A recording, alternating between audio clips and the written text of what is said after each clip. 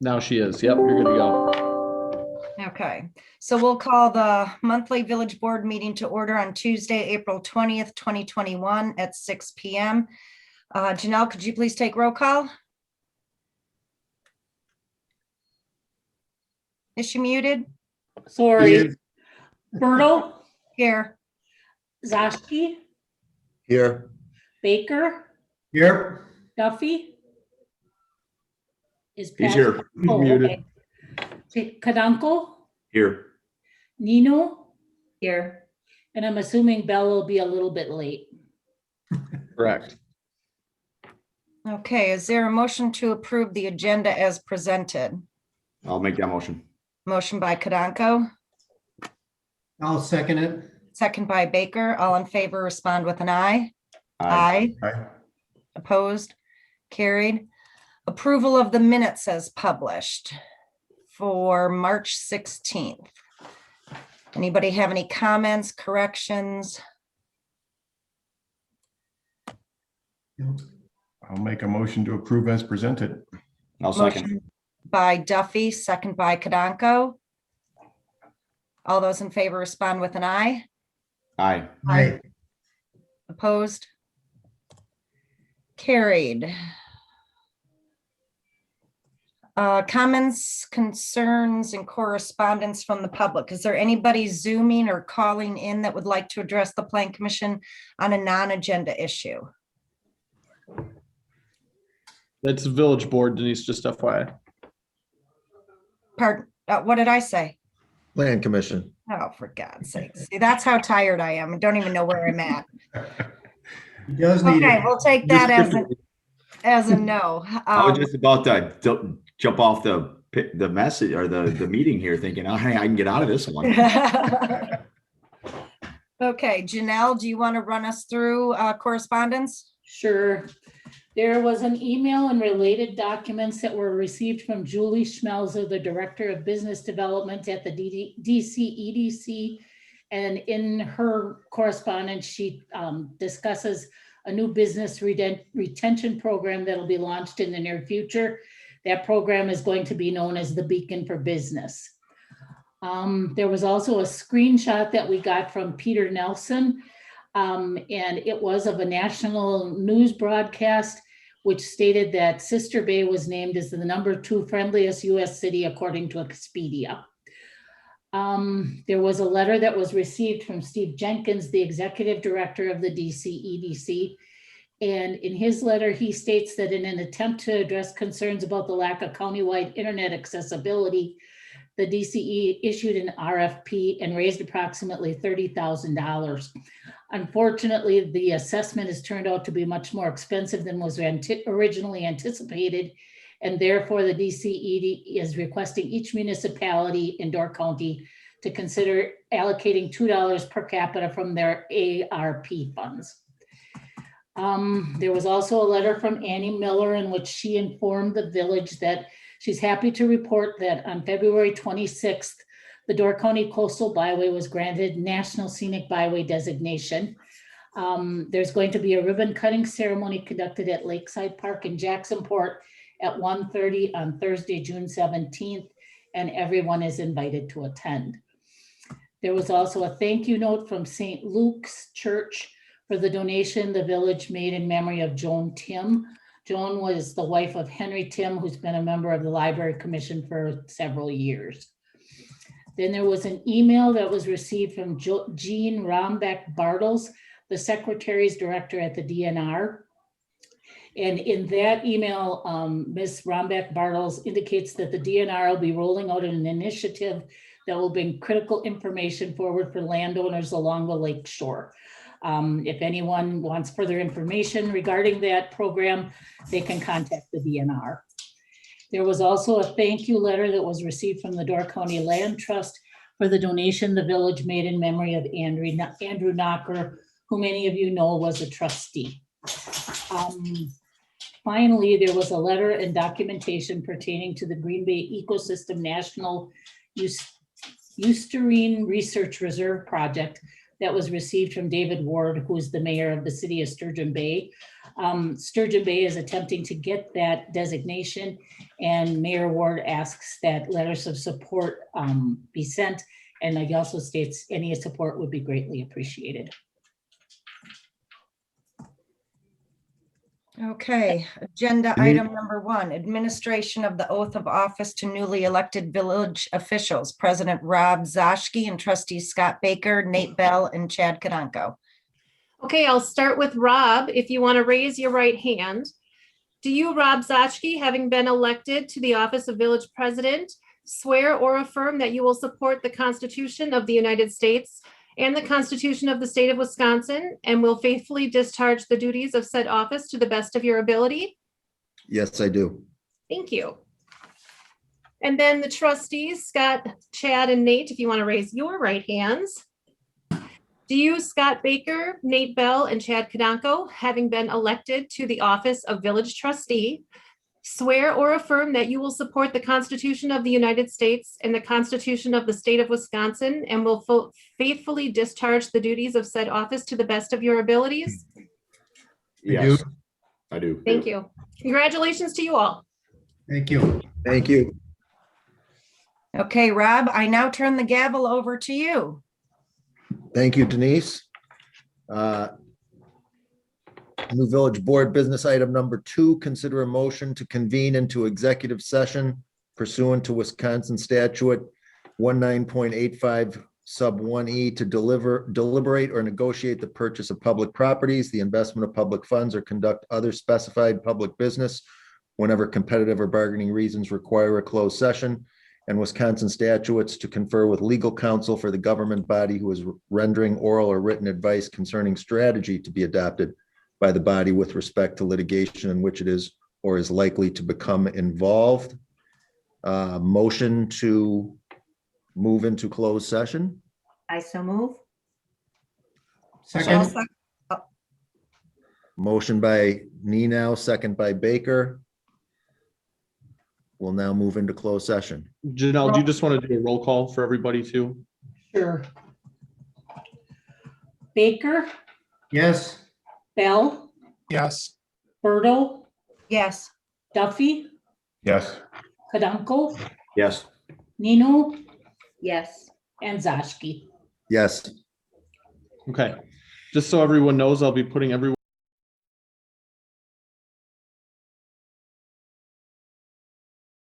Yep. Janelle, will you present us with the motion, please? Sure.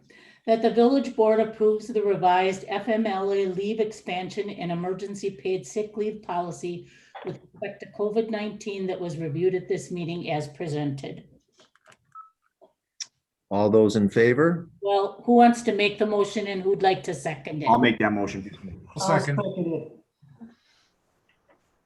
Okay, so it was made by Kadanko, and who seconded it? I'm sorry. Bell. Baker. Okay, thank you.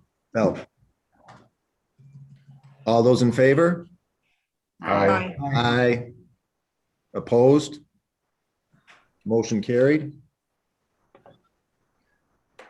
Number 5 on the agenda tonight, discussion regarding and an update on the village's response to the COVID-19 coronavirus pandemic. Consider a motion for action if appropriate. Dave Lenow is on the call. Dave, we'd like to turn over to you to lead us through this one.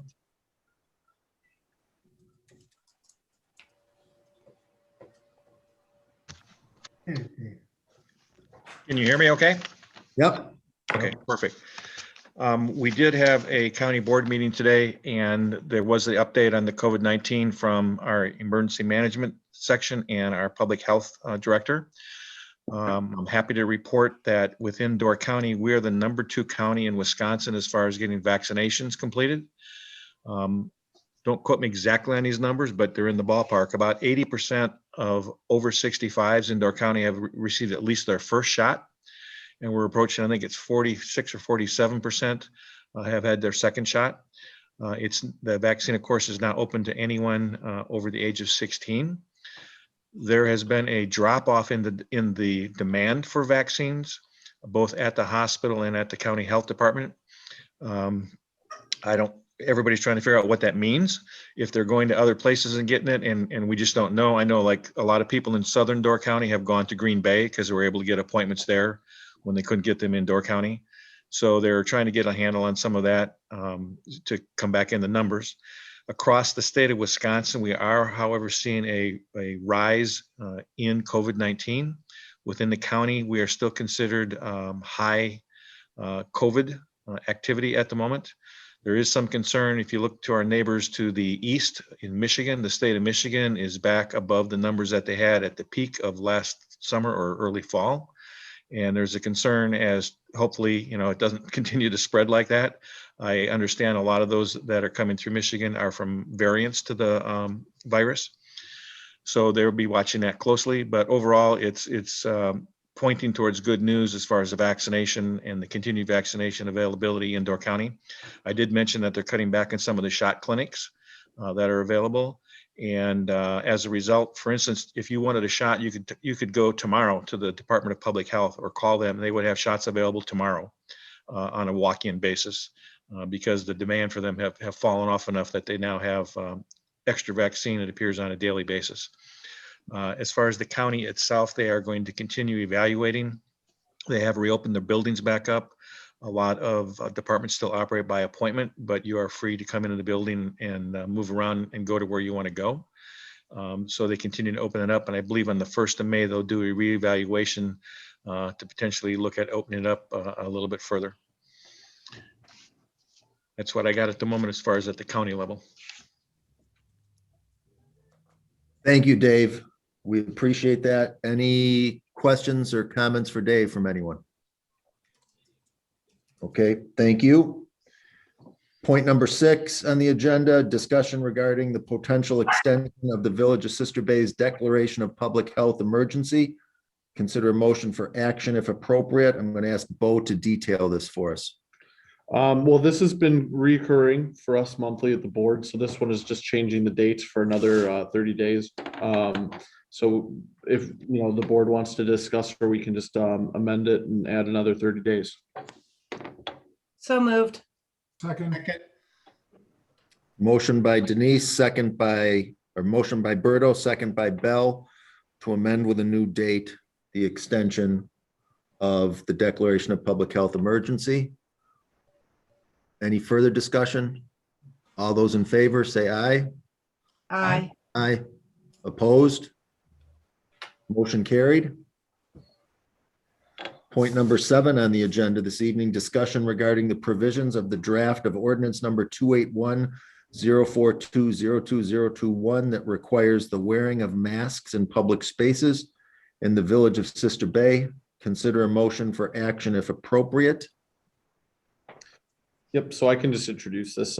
Yes. I was asked to prepare an ordinance for discussion regarding an emergency or a mask mandate within the village based on the declaration of public health emergency. This is included in the packet. I am aware of a few just details and minor errors to adjust, but this was strictly for discussion and draft purposes. So I would open it up to the trustees to discuss. Okay. Commentary from any trustees? Vivian, you had your hand up first. Early in the whole COVID lockdown, this option was discussed. And at that point, we decided that it was just it would be so confusing from municipality to municipality that we were basically saying, let the county do what they want. If there was a county mandate, that was fine, but we didn't want to do a village mandate because it would be too confusing from from municipality to municipality. Is there some reason that's changed? If I understand you, Vivian, you're wondering how you sense the perception at the time to be remaining as it is now? Okay, Chad? To Vivian's point, yeah, we did discuss this and we thought, how can Sister Bay do something different than Liberty Grove or do something different than Bailey's or Ephraim? Because, to do it Door County would be hard enough, right? But at least it's it's kind of defined. Yeah. And that's a really good point. I mean, I made a couple calls today to business owners, obviously, based on how this draft is, Husby's isn't directly affected. I know, seeing this day in, day out, where the sentiment's going. So many people are vaccinated. People don't want to wear masks. We're not going to ask people if they're vaccinated. You know, our staff is ready to get back to being restaurant employees, not police officers. So we're requesting people still wear masks, but our employees that get vaccinated, we're not going to make them wear masks anymore. Is to try to motivate them to get their vaccine. I called 4 businesses that this would affect, like 2 are real estate offices, 1 was an insurance company, 1 was a retail store. They all would be against it. They all have their own way of doing things. Some of them are appointment only, and they wouldn't want to make their employees wear masks in their office. 1 being retail said, you know, staff is going to wear them, but I'm done with my staff trying to police it. They're over it. They just want to have their staff focus on working this year. So I know we had talked about this, and maybe back before there was a vaccine, before the people at risk had an option to protect themselves, it made a whole lot more sense. Maybe back during the first court denial. I don't know how long ago that was. But I'm not sure what businesses would be for this in Sister Bay. I'm sure there's something for sure, but I don't know if we've taken the pulse of them, because I just made calls today and none of them had heard anything about this. Anyway, those are my 2 cents for now. Well, let me just say that the banks still require masks. Jerry's Flowers requires masks. I'm not saying people don't. I'm saying they're making that choice. You know, Yeah. did they say they Go on, Denise. wanted none of these people felt like they wanted an ordinance, because they were the ones that were going to be fined if they weren't following it well. You know, they were the ones that had the liability, the $250 fine, if they weren't doing a good enough job. I mean, beyond the policing, we can get into that because we can't even police this, first off. So we can be frank about that. We can't expect Bo to do it or any staff to do it. None of them thought that it was crazy for them to be the ones that were going to be paying the penalty for this. Okay, the businesses that I talked to are in favor of it because it gives them more teeth. Since Nicolay and Green Bay doesn't require masks. They recommend them. Nicolay and Green Bay, which is crazy to me because I thought they'd be a little bit, and this is going back 4 or 5 months ago. Okay, well, they're still requiring him here in Sister Bay. But a lot of people put a sign that says required. We had it up until 2 days ago. We're just not able to enforce it anymore. Or you choose not to enforce it. Well, we've chosen to have to take the onus off our staff who's been doing this for a year, and who I agree with doing it for a year, and I did it for a year, and I did it until, like, quite honestly, until my mom could get a vaccine, because I know she'd be dead. And they have the opportunity to get vaccines. Door County, you can go tomorrow. People aren't necessarily doing it, and maybe the numbers we'd want them to do. But I can't control that. You can't control that. But the people at risk that are concerned have the opportunity to protect themselves. And we made it to that point, which is great. Are we over? No, but we've made it to that point. And if you can take a vaccine, and like mine, but the first shot I got in Moderna, I'm 80% that I'm not even going to catch it. And then now that I've had my second, I'm 90% sure that I'm not even going to catch it. So that means I'm not going to pass it. That's pretty good. But 50% of the population is in different polls is not interested in getting the vaccine. I agree, And Denise. just because that we have had our vaccines does not mean that we cannot get it. They don't know if we can, still pass it to somebody or not. It's still early in the vaccine thing. And when I got my second shot a week ago, Wednesday, public health is still asking you to wear your mask out in public. And we're still asking people to wear them at Husby's. We just don't have the ability and the energy to fight it. anymore because every day it's harder and harder. It was hard back when there was no vaccine. It was hard then. It's now. Let me jump in for a second. Okay, Chad, it's just as I've got- hard let's let now. Denise have the floor. It's just Denise, as hard go ahead. now from what I am finding out, because now I am arguing. Myself and my staff are arguing with people that are saying, well, the Supreme Court shot it down. Well, this business still requires it. It's So hard. I'm still going through the same thing, and it gives the people the opportunity to point to the village.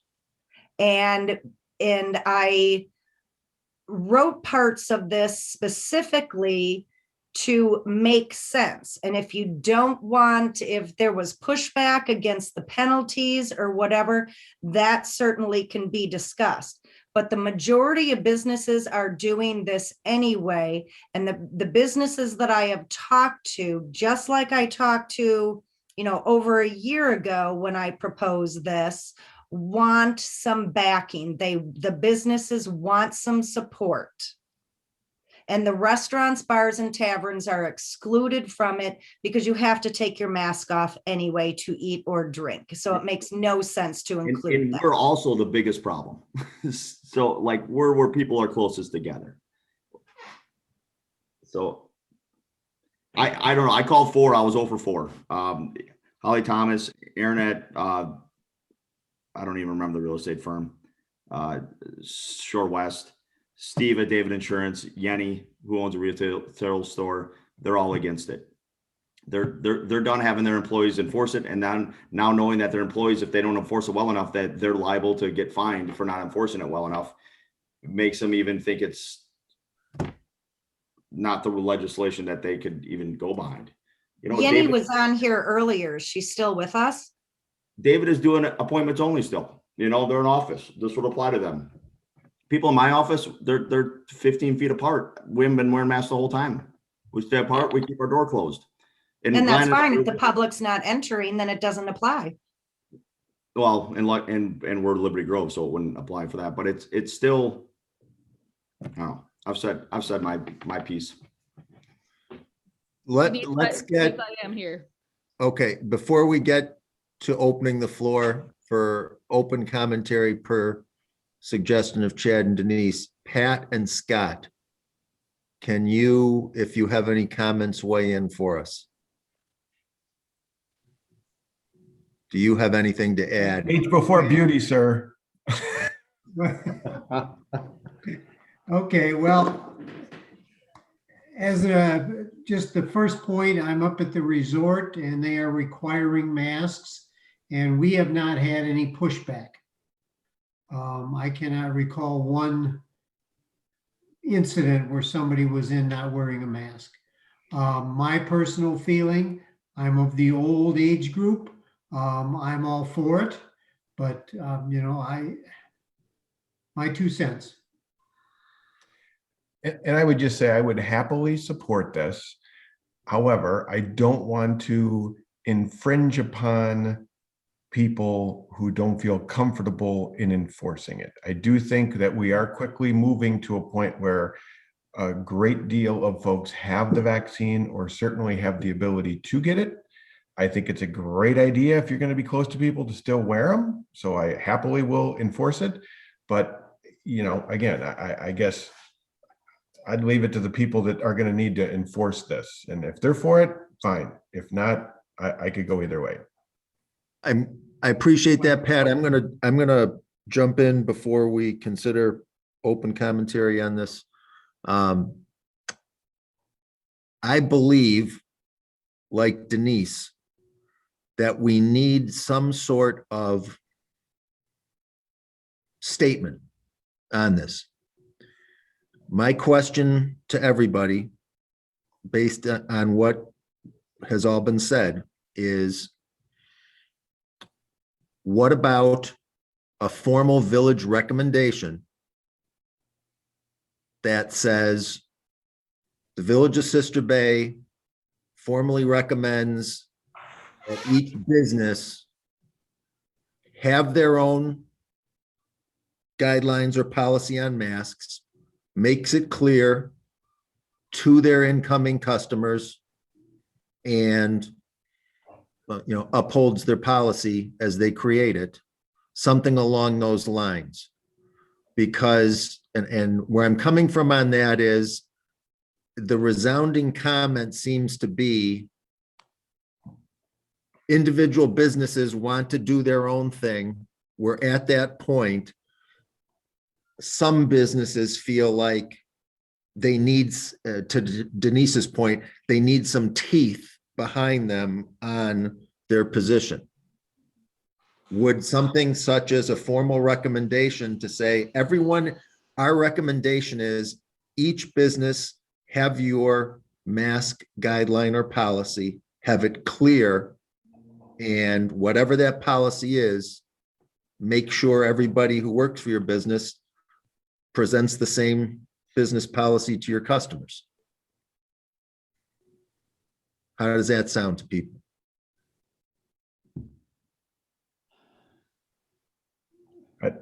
It's I not, say- it's not teeth.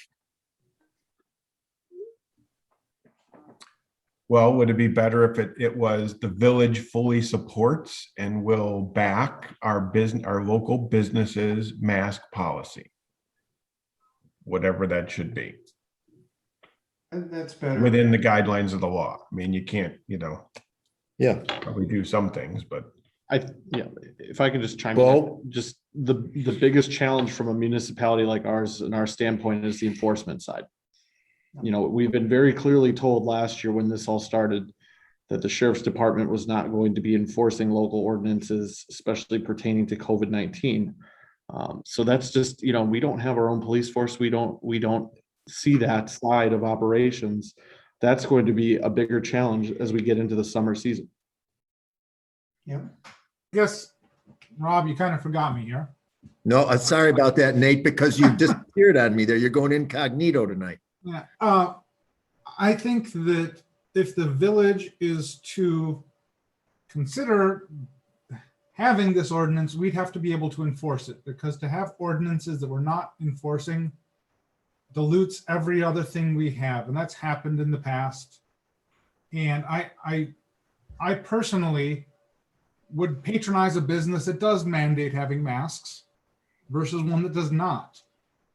But I don't think as a village we have the ability to enforce that. And if we don't have the ability to enforce it, we should not try and enact an ordinance. I think that the appropriate level for this would be the health department of Door County, which we all could petition to make such a declaration. So it does have that wider net cast, to Chad's point, of that we're just one little location. And this also has so many exceptions to it. I don't know that it would reach its goal anyway, whether you agree with that goal or not. I think that's an excellent point, Nate.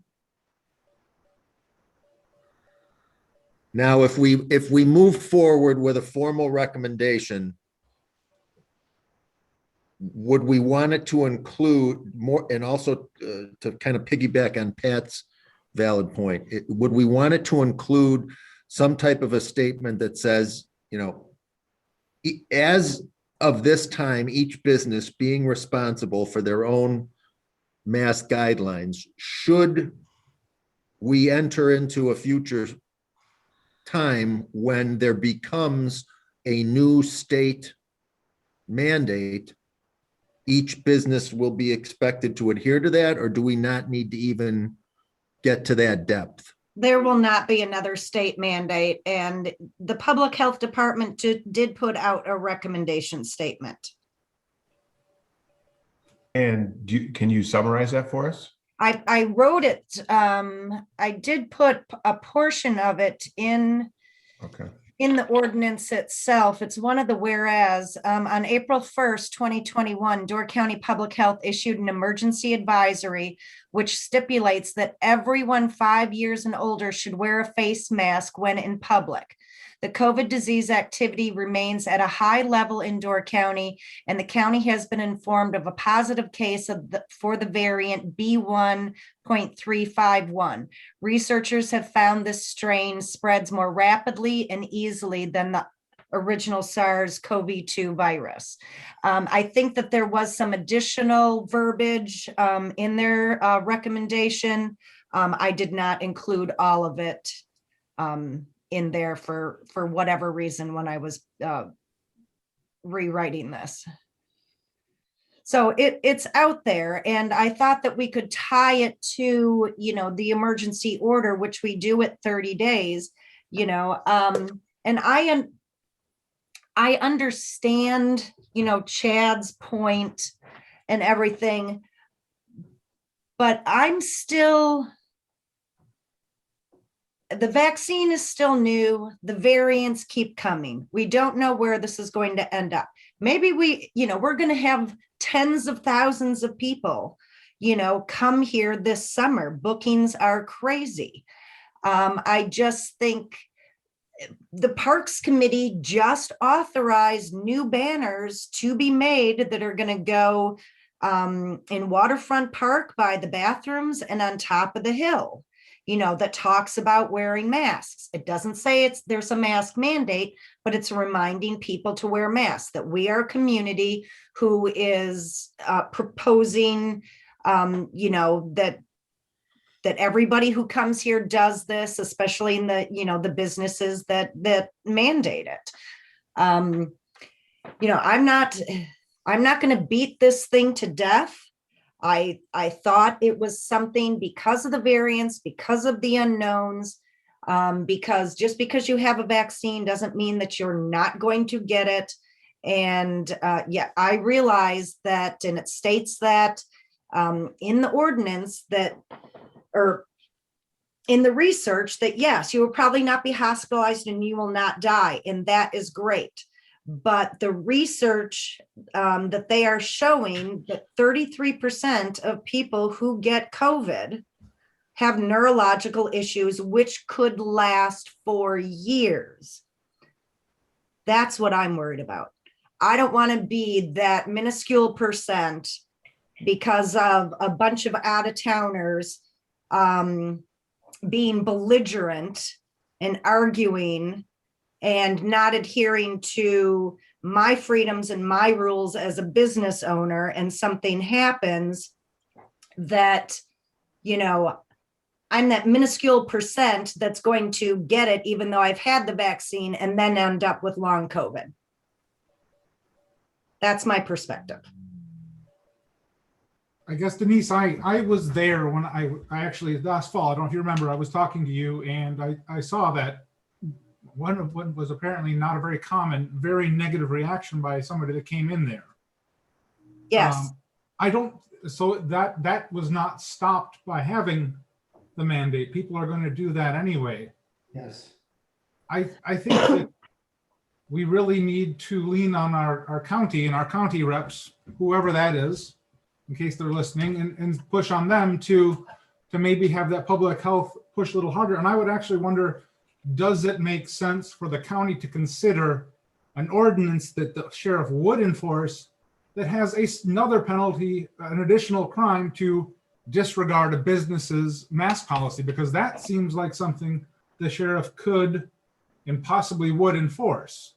So yes, that I could call the sheriff and basically the person would be trespassing, but they would have to stay there long enough for the sheriff to arrive.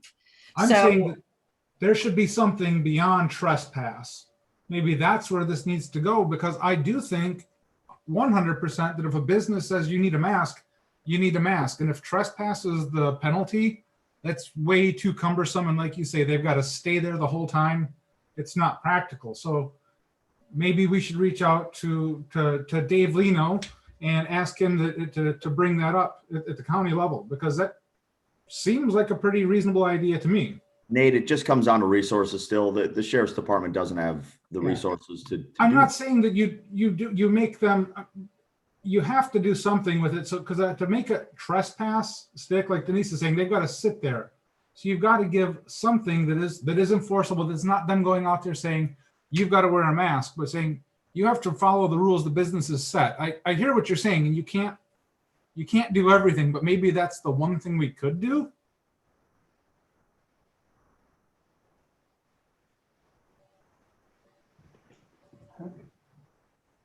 So how does everyone feel about if we wanted to, in addition to whatever we may ask or follow up on at the county level, do we want to next month, considering this is a fluid situation with variants, et cetera, has been mentioned, et cetera, do we want to say that next month we take a look at as an agenda item at next month's board meeting, at that point in time, the current standing of the recommendation of the county health department, and make a determination as a village at that time if we want to formally support that that is our recommendation, or decide at that time if what the county health department is suggesting is sufficient for us or not. I think How in does- some ways what you're talking about, Rob, would be a great compromise, because I don't think anybody's going to be happy with it. And that's the sign of a good compromise, but I'm not sure that's really going to do much good. I guess Mike, here's my concern in this. I absolutely believe everything that Denise is mentioning about, in particular, for instance, the businesses she knows that want teeth, that have issues. I completely believe that for those particular business proprietors and their staff, that's a legitimate issue and a concern of theirs. What I'm not certain of at all is that, as valid as that is, that it's any pervasive feeling throughout the entire business community.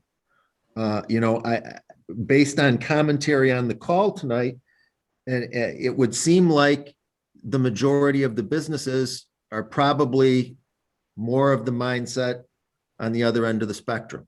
And that's where I'm coming from and trying to say, is it valid for us to try and somehow halfway let everybody know we're doing our best to support respecting their view? But, how does it ultimately not come down to, if every business is accountable for their own guidelines and has their own policy and it's clear, we're always going to have belligerent people in the minority about something. As long as we've got, if business A next to business B wants to have a different policy on masks for their business, but it's clear to the visitors going into each business, are we, really in charge of trying to drill down on how each business wants to handle that? That's my concern. Denise, do you think it would be any help whatsoever if there was some backing for the businesses that decided they wanted to continue with a mask mandate to have a tool other than trespassing as a violation? Do you think that would do any good, or is that, as far as you're concerned, that's not enough? Yeah, I think, Nate, that it has merit. I think it would take too long to craft, and I think time is more of the essence. By the time we meet next month, we're going to be a week away from Memorial Day weekend. So, maybe if we had talked about this a couple of months ago or something, and talked to the county and other things, that might have worked, but I don't think that will work now. I'm not going to beat this horse to death. I've said what I had to say. It's all there in writing. Well,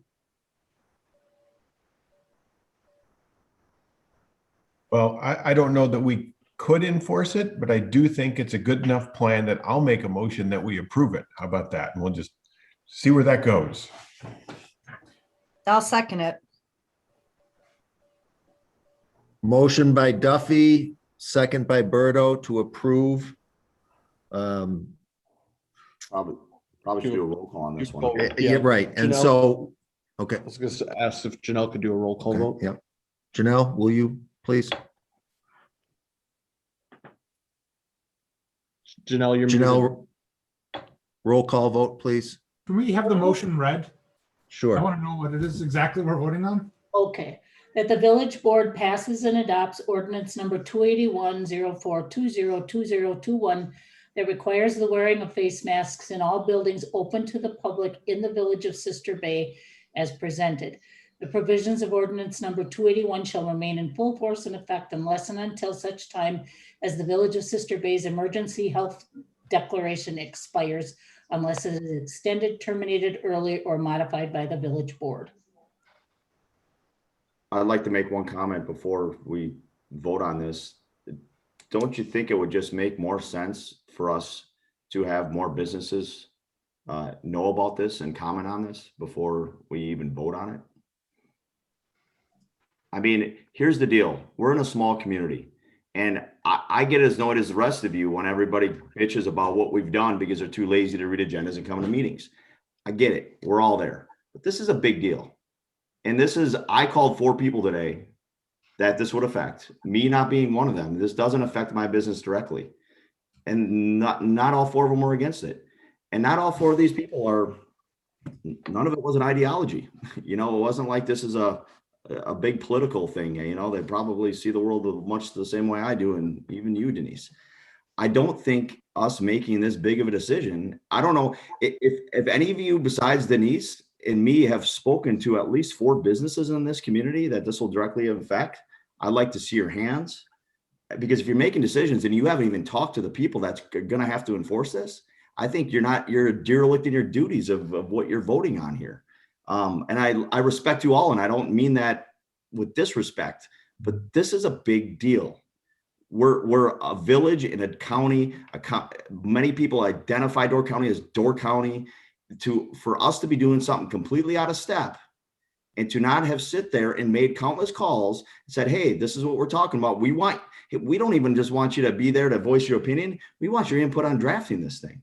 And I don't think it was done that way. Denise, I respect you and your sentiment, and I know you were coming from, and I don't mean any disrespect to you personally. And I know you have spoken to people that feel this way. But a lot of times you hear from people that agree with you. A lot of times I hear from people that agree with me. You know, that's kind of the nature of it. Sometimes I hear from people that complain about things, but I just think this would be irresponsible for us to pass this right now. In that regard, Chad, let's get Bo to weigh in real quick here on something. As it stands right now, and this is just providing information, because we are in a declaration of health emergency, you could vote on this now. However, generally speaking, before we pass ordinances, the village usually has a public hearing in place to discuss those ordinances. Okay, so in the regard of a motion seconded on the table that is still open for consideration to rescind, if we go in that direction, and in regard to what I was trying to articulate earlier as to, are we dealing with something that in one form or another, we need some time to deal with at the next board meeting? Do we want to consider rescinding the motion and having this be an agenda item on the next board meeting and having a public hearing scheduled before the next board meeting? How does that sound? Nate? I don't, my fundamental issue with this is I don't think it's enforceable by the village. I don't think the village has the capability to do it. And I think you diminish the rest of the village's ordinances if you put something on the books that isn't enforced. I would be in support of something that provides backing to those businesses that opts to have a mask ordinance. But I think that Denise's point, there needs to be more consideration. That's going to take a while to do it. I personally think that that's something we should do anyway, because even 90 days from now, I think people are still going to have, some businesses are going to want people to wear masks. And I think that should absolutely be their right. I agree. It should be their right. And we should provide backing for them. That doesn't mean, oh, we've got to get you to sit here for 2 hours while we get the sheriff's department here. We've got to find some way to give some teeth to that. That's what I would be in support of. Is there the possibility on everybody's agenda, including the village's meeting agenda, that we have a public hearing on this in 2 weeks. And it's separate from the board meeting. It's the only issue we discuss. We hear from individuals and we take it from there. And if that's the case, if we could have a public hearing in 2 weeks, I would rescind my second. Can I we think bring, that's an excellent idea. can we bring 2 variations on I could. if that? you What I'm guys proposing want as to- well, and that way we can do a public hearing for both, and If you, You broke up on us, Nate. I didn't catch, you broke up on that. Could you repeat that? Is it possible to do 2 public hearings at the same time for 2 variations of that ordinance? One for what you've proposed tonight and one for something I'm proposing to give the business owner some backing. staff could prepare a recommendation that seems to be what the other variation looks like. And the public hearing can be on both draft ordinances. Okay, And then Nate, are you saying it would be the document, the draft document as we have here tonight, and then additionally, the recommendation document we would have at that time? Those would be the 2 items? I would like to see there be some sort of ordinance that puts some real teeth to the not listening to, or not following the business owner's directive about wearing a mask. And are you saying that you believe the current draft ordinance document succeeds at that? Or are you saying something revised or different than that ordinance draft as we have it would be necessary for this hearing in 2 weeks? I'm saying this would be something else here. This would be the business owner decides if there's a mask, if you have to wear a mask or not. Right now, if you don't wear a mask at a place that requires it, you've got to stay there for long enough to be charged with trespassing. I'm saying we make that another ordinance violation with some sort of hefty monetary fine so that people that are up here for this summer have some recourse if they go into a business, if they do what I observed at Berto's that day, Denise, so that there is some serious repercussions to that. You do give the businesses some backing. You don't make the village have to go and enforce for individuals, but you put some teeth behind it. So it sounds to me like what you're saying is the ordinance draft we have in front of us to your position needs to be tweaked to some degree to where 2 weeks from now at a public hearing, we would have a draft ordinance that represents what your feeling is, you and anyone else's feeling is missing from that draft ordinance. And then we would also have the flip side of the coin recommendation of what it would be at that time. We'd have, Rob, I think what Nate is talking about is that there would be a separate ordinance that staff would draw up pertaining to what's Nate talking about, plus mine. Both of them would be on the public hearing.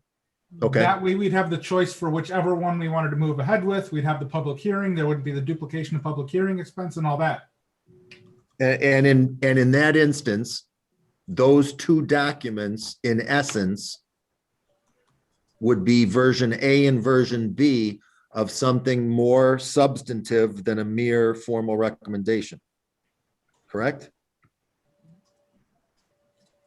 Okay, Yes. why don't we work that out afterwards with staff? That's where I'm coming from. Are we talking about, bypassing the formal recommendation, having this draft ordinance, the one that Nate has spurred on for Bo to develop, or, Why don't I have a conversation with Bo and pass along my ideas? I don't think I'm that far out from anybody else, and anybody else thinks I'm off my rocker, say so now, and we won't waste the time. And we can advance it offline here for that public hearing. Sounds fine. Pat, do you want to rescind your motion or no? Sure. Okay. And Denise rescinded her second. So now, when do you want to hold that public hearing? What date? how is Tuesday, May 4th? How long do we need for posting, Janelle, for the public hearing? Well, technically, I don't know that you have to publish it, so I would think if you did like 2 weeks notice, you'd be fine. So that 2 weeks notice though would be tonight. So do we want to make it for Wednesday, the 5th? Because we could do it tomorrow morning. Yeah. Do it tomorrow, but that's, yeah, we'd have to. Does push that. is it possible? Is everyone okay with doing it on Wednesday, the 5th? And if so, what time? You might have a lot of people not show up just because it's Cinco de Mayo. So if we can I keep was it gonna on say that. I Tuesday, didn't think you would. Tuesday, the 4th, that would. I be think great. that brings up a great point from my standpoint. If there, and I'm not saying there isn't, but if there's validity to Chad's position, the stronger positions, Nate's position, and I'm not saying there isn't, let's let the public show us that. And if people don't want to come to this because it's Cinco de Mayo, It'll have no regard. They'll come either way. It's not gonna last. then that in itself may tell us a lot. Okay, Okay, so what time do you want it at? 6 o'clock? Okay, so On what date? Tuesday, May 4th, you No. said? no, Wednesday, May 5th, Okay, 6 PM, and it'll be virtual. a virtual public hearing to be announced in our normal fashion tomorrow morning. We need a formal motion for that. Oh. We, I don't think, No, we don't, no, because it's Okay. just a future agenda Okay. item. do we need so then we don't need a roll call vote or anything. We're Nope. just gonna move ahead in We can move agreement ahead. that at 6 PM, Wednesday, May 5th, we'll have a virtual public hearing on this topic, and it'll be conveyed to the public beginning tomorrow morning. We don't need a motion to take the public hearing. No, that's a future agenda item. Okay. Okay? Thank you, everybody, for that. Now we're going to move on to point number 8. Discussion regarding the recommendation from the Plan Commission that the Village Board pass and adopt ordinance number 279-042021 that approves Doran Colcher's request for a conditional use permit that will allow the construction of a second dwelling unit on the property located at 2211 Maple Drive, which has been assigned a parcel number of 18100-083-12811A1. Consider a motion for action if appropriate. I'm going to ask Bo to introduce this. Yep, no, so moved. Second, Okay, so this is for 2211 Maple Drive. The property owner is using a secondary dwelling unit. It is a 900 square foot secondary dwelling unit. Plan Commission did make the recommendation to approve with the condition that it is not used as transient lodging. That does mean that the property owner could use the primary residence for transient lodging. And there is information included in the packet. And we have a motion by Berto and a second by Bell, I believe. yes. Yes. Denise, did you want to include any conditions? Just whatever the Plan Commission had. It's the same conditions. That they can't have transient rentals or short-term rentals? Correct. Okay, It's approving the Plan Commission's recommendation. okay. And it's clear what you want transient to be. Okay. Yes. Do we want Janelle to read that to us before we go to vote on it? No, Okay. no, All those in favor? aye. Aye. Aye. Opposed? Motion carried. Item number 9, discussion regarding the recommendation from the Parks, Property and Streets Committee that the village board pass and adopt ordinance number 280 that regulates noxious weed and invasive plants in the village of Sister Bay. Consider a motion for action if appropriate. Motion by Berto. Second Second by by, Duffy. Motion by Berto, second by Duffy to approve the recommendation as it stands. I believe Samantha Coyen is present if you guys had any questions for her. Yes, here. I would make one comment on this.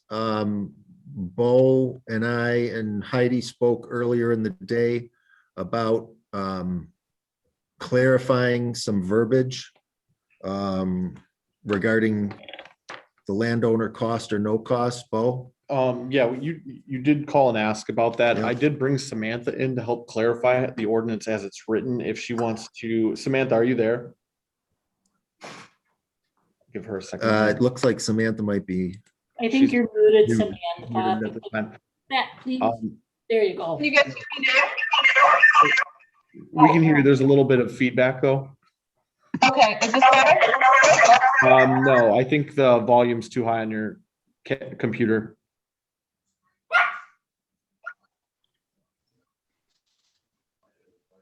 All right. Oh, no, we still have the feedback. Do you I have think this will multiple? be okay. Can you guys There you hear go. me? That's better. Yep. There you go. I think you have multiple devices on. I just wanted to point out, our board president did have a question, because there was some inconsistency. Oops, sorry. There was some inconsistency where in one section it said that the property owner was not liable for any costs, but then a second section talking about potential fines.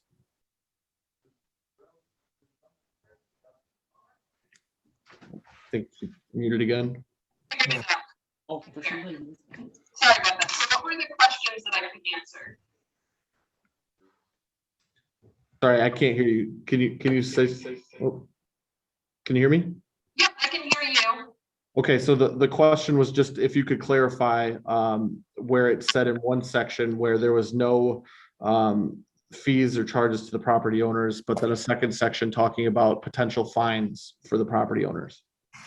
So within your ordinance, there are several things. I'm just pulling it up right now.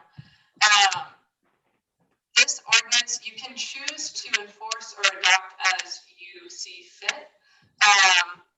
And I'm trying to look at exactly where you guys had that there is no cost. Do you have the exact section that that's in? Do you have the packet with us? It's, here, take what you need, Bo. It's on page 65, Bo. Yeah. Thank Page you, Heidi. 65 of the packet. You're so close. It says at no cost to the landowner. It was by that statement with the asterisk.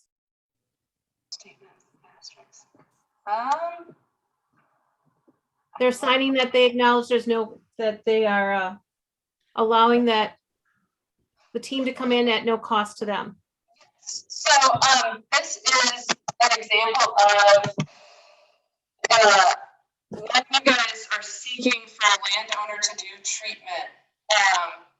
The ordinance is different than when you're asking a landowner to perform treatment. So the ordinance says essentially it gives you guys the ability to interact with the landowner. So like, let's say if they're a vacant landowner or they just aren't necessarily cooperating with efforts to control invasive plants, that's when you can step in and say, we're going to enforce this through potentially fines or that sort of thing. The permission slip that's in question that says at no fee to the landowner, that's through if soil and water, so soil and water operates through grant funding. And so we can, for the most part, treat a lot of these species that fall within our project area. But then you guys also, through adopting an ordinance, are eligible for a cost share program, which allows you for the first $500, you guys will reimburse you. So you'll engage with the contractor and go through that motion, and we'll reimburse you up to $500. After that, it's a 50-50 match up to $1,000. And that's, again, a cost share program through the county. And you guys can choose at that point if you are going to charge landowners or operate kind of how you want to. The county typically has grants that it functions. We're constantly getting grants, so our project area is constantly changing. But right now, the only population we have within Sister Bay is a Japanese knotweed population that falls within a grant. So it will be at no cost to that landowner if they choose to participate. And if you guys have an ordinance, it then puts pressure on that landowner to control that particular. So it puts pressure on them to help us gain permission to treat that population fruit-free, if that makes sense. Perfect. Thank you, Samantha. Thank you, Samantha. So, motion and second in place. Correct? All those in favor? Aye. Aye. All those Aye. opposed? Okay. Motion carries. Moving to point number 10, discussion on a request from Time Inc., DBA Time Restaurant and Catering for the issuance of a Class B beer license and Class C wine license for the property located at 10339 State Highway 57, as well as appointment of Carl Bradley as agent. Consider a motion for action as appropriate. Heidi, would you lead us on this, please? Well, hopefully everyone has seen the construction that's taking place at that red building on the highway. The business owners anticipate being ready to open in the month of May and have therefore requested a beer and wine license for their restaurant for the rest of this license year. Carl is here, and Kate to answer any questions you might have. I make a motion to approve. I'll second. Motion by Berto, second by Kadanko to approve the motion. All those, any discussion? Good luck, guys. Yeah. Good luck and thank you. All those approving, say aye. Aye. Aye. Opposed? Motion carried. Thank you. Point number 11 on the agenda item, reconsideration of the proposed room tax increase as presented by Dave Elliott at a prior meeting. Consider a motion for action if appropriate. Denise, would you lead us through this one, please? No. Lost video. No. Well, I guess my question would be, is we had a lot of discussion at the last meeting. Why is this back on the agenda? My comment would be that when I went over the agenda with Bo and Janelle, they said that Denise would lead us through this one. Staff was advised to put this on the agenda. Okay, I thought staff would lead it. Okay, I'm sorry. There was talk after the meeting. Gosh, I wasn't prepared for this, excuse me. That the tourism zone has voted for this, and Destination Door County has also supported this increase. And we would need a motion, I believe, from somebody in the affirmative. Is that correct, Bo? To reconsider it. If there's no motion, then we just move on to the next agenda item meeting. So there's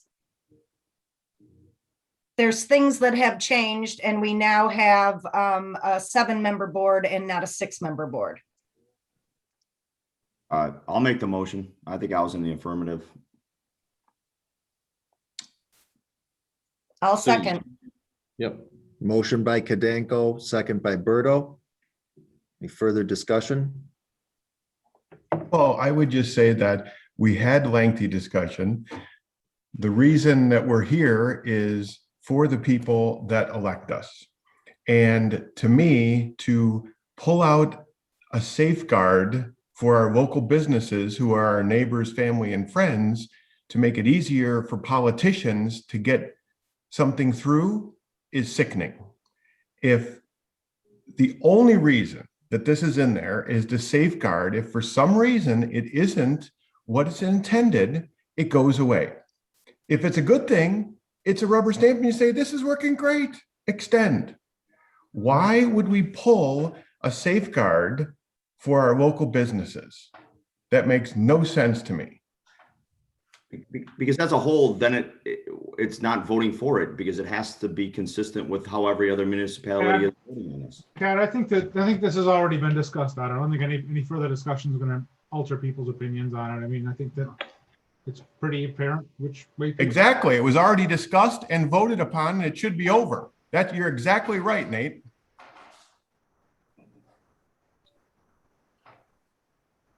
And are we absolutely clear about this reinstatement thing? Isn't it the people that made the motion? I recall in past, and we had something that was changed. It was one of the people that made the motion had to either rescind their motion or change their motion.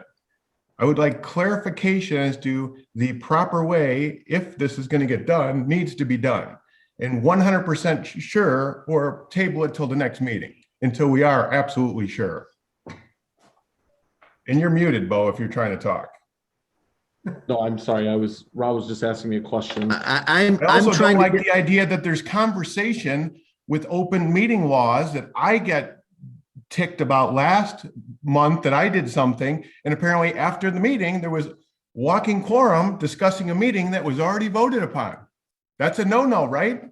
Let's point that out to whoever the people Hold that were on, Pat. I think talking you need, were. you need to quantify that. That's a pretty bold accusation. I think you need to quantify what exactly you're saying. I wasn't involved in any Miss discussions after our Denise last started out by saying after the last meeting, there was discussion.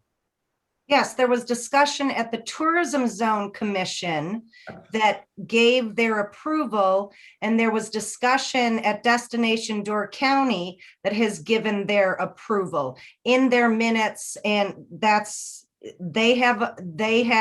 both organizations are now supporting the increase in the room tax. I didn't talk to any board member. It Okay. was those open records. Correct. Okay. There was no That's not walk. Yeah, Sorry, there was no I walk. misunderstood that. That's fine. Okay, so how is a reconsideration supposed to go? Are you 100% sure this is how it goes? The person that made the the motion does not have to rescind or change it? It's someone who voted in the affirmative. You're 100% sure of that? Correct. Okay. and can anyone second it, or does it have to be somebody who was in the affirmative that seconds it? It has to be someone that was in the affirmative, I believe. I will second it then. I was in the affirmative. Okay, If there's no more discussion, do you want Janelle to do a roll call vote? yeah.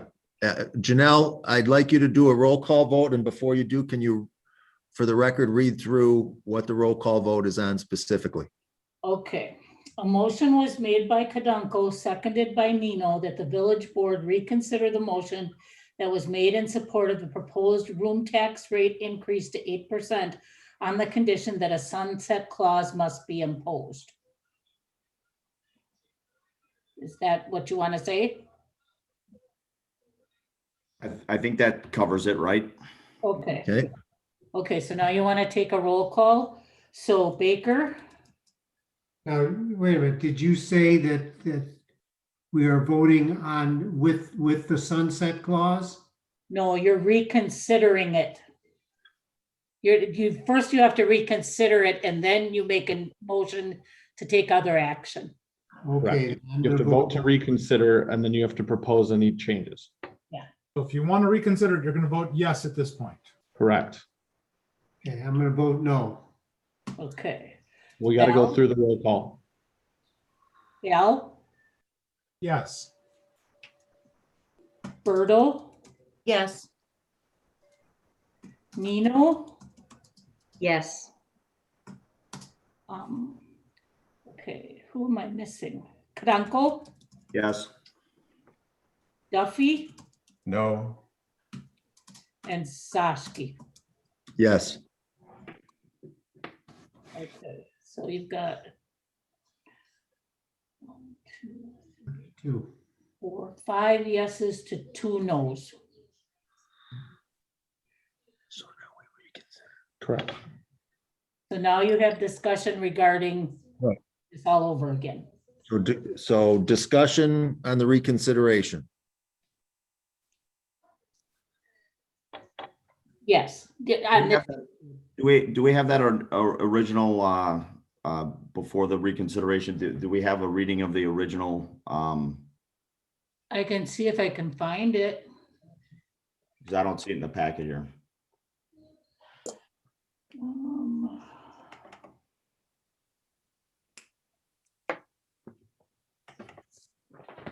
Wasn't that like in February or March?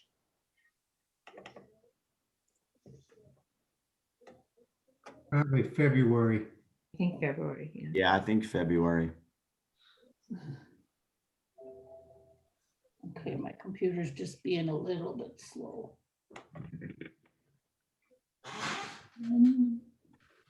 For two, actually. Maybe it was March, because Dave Elliott wasn't here then.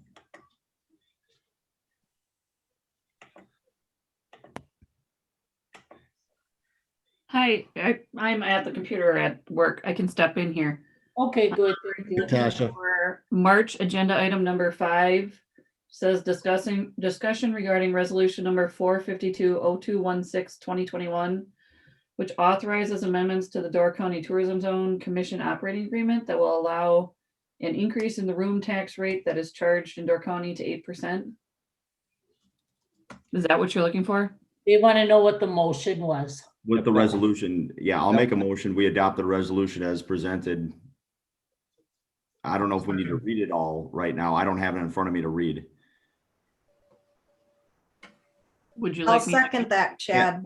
Yeah, I would like, why don't you read it all, Tasha, so we just know that it's been read and we can all hear it. Okay.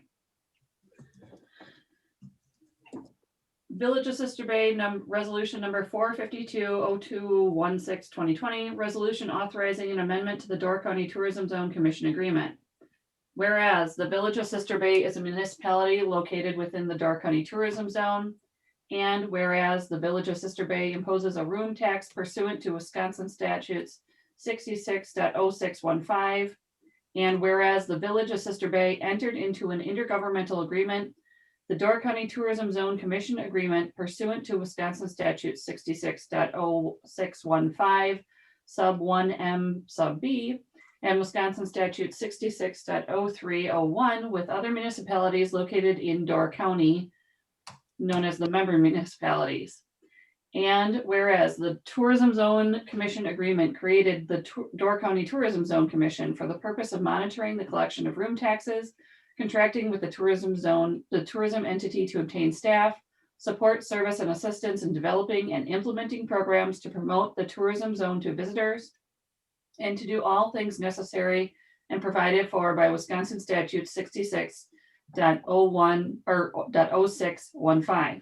And whereas the Tourism Zone Commission agreement includes the amount of room tax to be charged by all member municipalities, the duties of the Door County Tourism Zone Commission, and the other fees and administrative costs to be charged. And whereas the Tourism Zone Commission agreement may be amended at any time by 2/3 majority written vote of the member municipalities, and whereas the Village of Sister Bay wishes to amend the Door County Tourism Zone Commission agreement and wishes to submit its proposed amendments to the other member municipalities of the Door County Tourism Zone Commission to be approved by those member municipalities. Now therefore be it resolved by the Village of Sister Bay, Door County, Wisconsin, that paragraph 4 of the Door County Tourism Zone Commission agreement be amended to increase the room tax rate to 8%. Number 2, paragraph 9 of the Door County Tourism Zone Commission agreement be amended to read: distribution of tax. Of the room tax collected, 70% will be used by the commission for the promotion of the tourism zone to visitors and to encourage overnight stays. The 70% shall be distributed to a contracted tourism entity in such manner as the commission so determines to satisfy an agreement upon budget to promote the tourism zone. All funds in excess of the approved tourism entity budget shall be retained by the commission in a reserve fund. These reserve funds need not be expended in the year they were collected and may be used in the preceding budget cycle. These reserve funds can be used by the commission to help promote local special events within the tourism zone through the tourism entity. The tourism entity may from time to time present special non-budgeted promotions that may require the use of the reserve funds. The expenditure of these reserve funds for any reason shall be approved by the commission by a 2/3 assenting vote of the commissioners present at the meeting, properly noticed and at which a quorum is present. The remaining 30% shall be distributed to the municipality from which the room tax was collected to use for such purposes as the respective governing body determines. Number 3, paragraph 11 of the Door County Tourism Zone Commission agreement be amended to reflect an increase to an 8% room tax.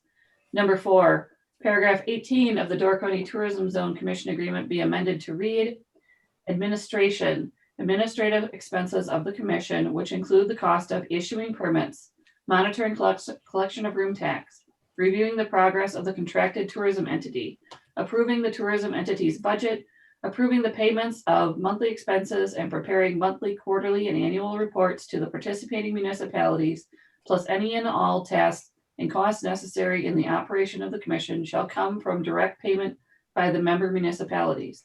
The amount owed by each member municipality shall be determined by its percentage share of the room tax collected, as shown on the previous year's tourism zone audit, multiplied by the adopted budget of the commission. These expenses also include, but are not limited to, the following: compensation to commissioners for actual expenses and mileage while attending meetings or on official business for the commission, wages paid to an administrative assistant, mileage paid to the administrative assistant when necessary in his or her work, rental of office space, accounting fees for the annual audit, insurance costs to cover bonding and anything else found necessary, office equipment, office supplies, postage, telephone, internet, utilities, and any legal expenses, including litigation and any other expenses associated with the collection of unpaid room tax. The rate paid for mileage shall be the same as a standard Internal Revenue Service rate for the business mileage, adjusted periodically. Almost done. Number 5, the village board president and or village clerk is hereby authorized to submit this resolution to the other member municipalities in order to amend the Door County Tourism Zone Commission agreement by 2/3 majority. Now therefore it is hereby resolved that the board for the village of Sister Bay does hereby adopt the foregoing resolution at a regular meeting of the Board of Trustees of the village of Sister Bay held this 16th day of February, 2021. That's what it says. Thank you. That's what the motion is for. So I have a Call, we need to call for a motion first. No, we have a motion in a second. Pat's back and talk. Okay. So what's the resolution number, please? It was 452-0216-2020. Okay, thank you. 2020 or 2021? Says 2020, so you would have to amend that to fix that. Okay. Okay, so then that motion is made by Kadanko, seconded by Berto, that the village board passes and adopts Village of Sister Bay Resolution number 452, which was reconsidered and reviewed at this meeting as presented. Discussion. I have a procedural question. Did you say this topic was on our last agenda meeting or the meeting before that? February 16th. Okay, so I am at the League of Wisconsin Municipalities website, and under Parliamentary Procedure FAQ 6, what distinguishes a motion to reconsider from a motion to rescind? Under paragraph 3, paragraph 4, a strict application of Robert's rule requires that a motion to reconsider to be made on the same day the vote of the original motion was taken. However, a motion to reconsider once made can be debated and voted at a later time.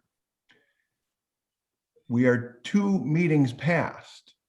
According to this, the way I interpret, it would have needed to be reconsidered at the same meeting. I want legal confirmation that we are doing an acceptable thing here. This is, if you Google League of Municipalities Parliamentary Procedure FAQ 6. I'm asking Bo if he has that up Hold now. on 1 second. Yeah, get out of there.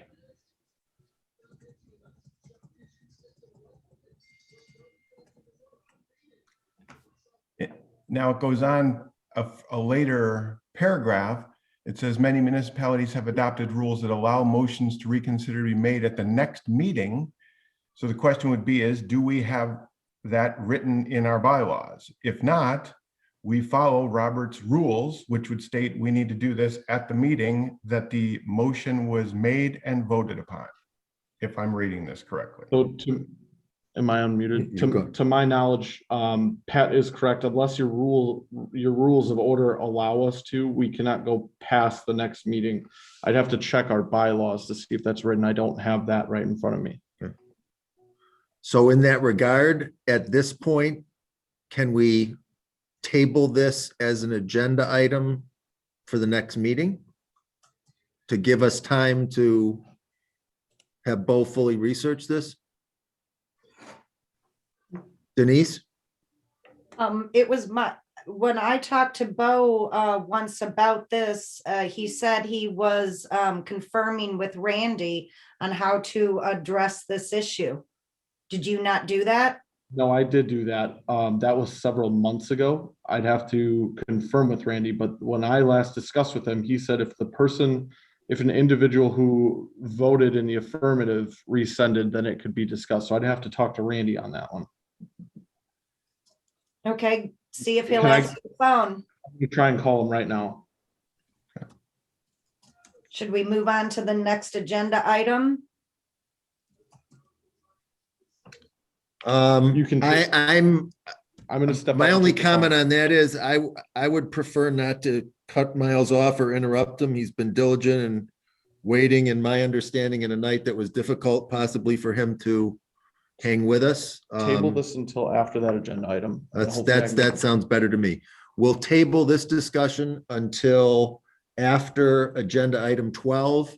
Bo will proceed to work on this while we attend to agenda item 12, as is here. Presentation by Miles Danhausen Jr. regarding the formal recommendation that the ad hoc ice rink committee has made regarding an expanded ice rink facility and its related uses. Consider a motion for action if appropriate. Miles, you have the floor. All right. It's awesome to hop into such a great conversation. Thank you, guys. Rob, if I might ask for the board, do you prefer that I go through the whole presentation or do a truncated version, cut to the chase? What's the preference here? From my standpoint, we're trusting you to present what you feel is worthy of presentation. From my standpoint, what you want is what I want, unless anyone else for some reason would want to curtail that for any reason. Okay. Does anyone have an objection with Miles proceeding as he sees fit? Okay, then Miles, you take it away however you want to. All right. So I do have a PowerPoint. When I did present this for Parks and Properties, Bo took us through the slides. I don't know if there's someone to do that now, if he's on the phone. So Let me, in that regard, did everyone else, as I did, review all of the presentation slides that were in our packet that Miles is referencing? Yes. Yes? Okay. Okay, so we're familiar with the slides. okay. So then what I will talk about a little bit is basically to give you the little background on the committee. I know some, but maybe not all of the board members are aware of how we formed. A couple of years ago, the rink was closed kind of abruptly because the rink manager resigned, and a bunch of us wanted to make sure that that didn't happen again and try to make something out of the rink and save not just that winter, but come up with a better way to operate the rink and possibly improve facilities going forward. So we were tasked with bringing forth a recommendation for the best path forward for the facility. The rink was originally created by volunteers at the location of what is now the fire station. They built the boards, warming house, gathered equipment. It became a really popular place, kind of the center of the winter up here. And for kids, for adults, for broomball, for hockey. And then we had to move it to that new facility, which was great. The village put a bunch of money into the sports complex, put down a concrete pad. But there were some problems with it. I mean, as you saw in some of those images, there was no basically wind block for a long time. There was immediately problems with the slab itself. And that has been an ongoing problem for the operations of the rink ever since. So there's a 200 by 200 foot slab.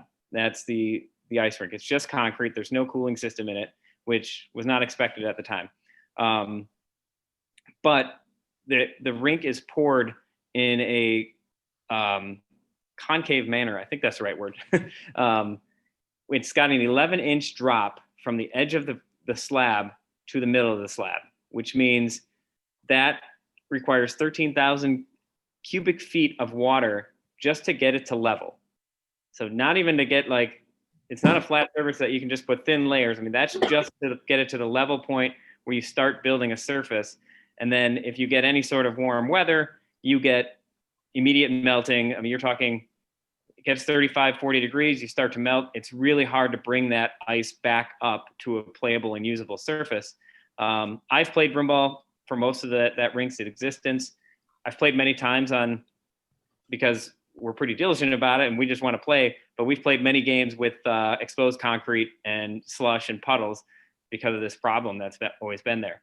So when you look at that, you can fix that a number of ways. We looked at potentially filling that hole, and in talking to different engineers and concrete workers and, you know, maybe putting gravel there or paving over it. None of those solutions they all had pretty big risks in it, whether they would bond to the existing surface, things like that, whether they would solve the problem we have in general in the first place.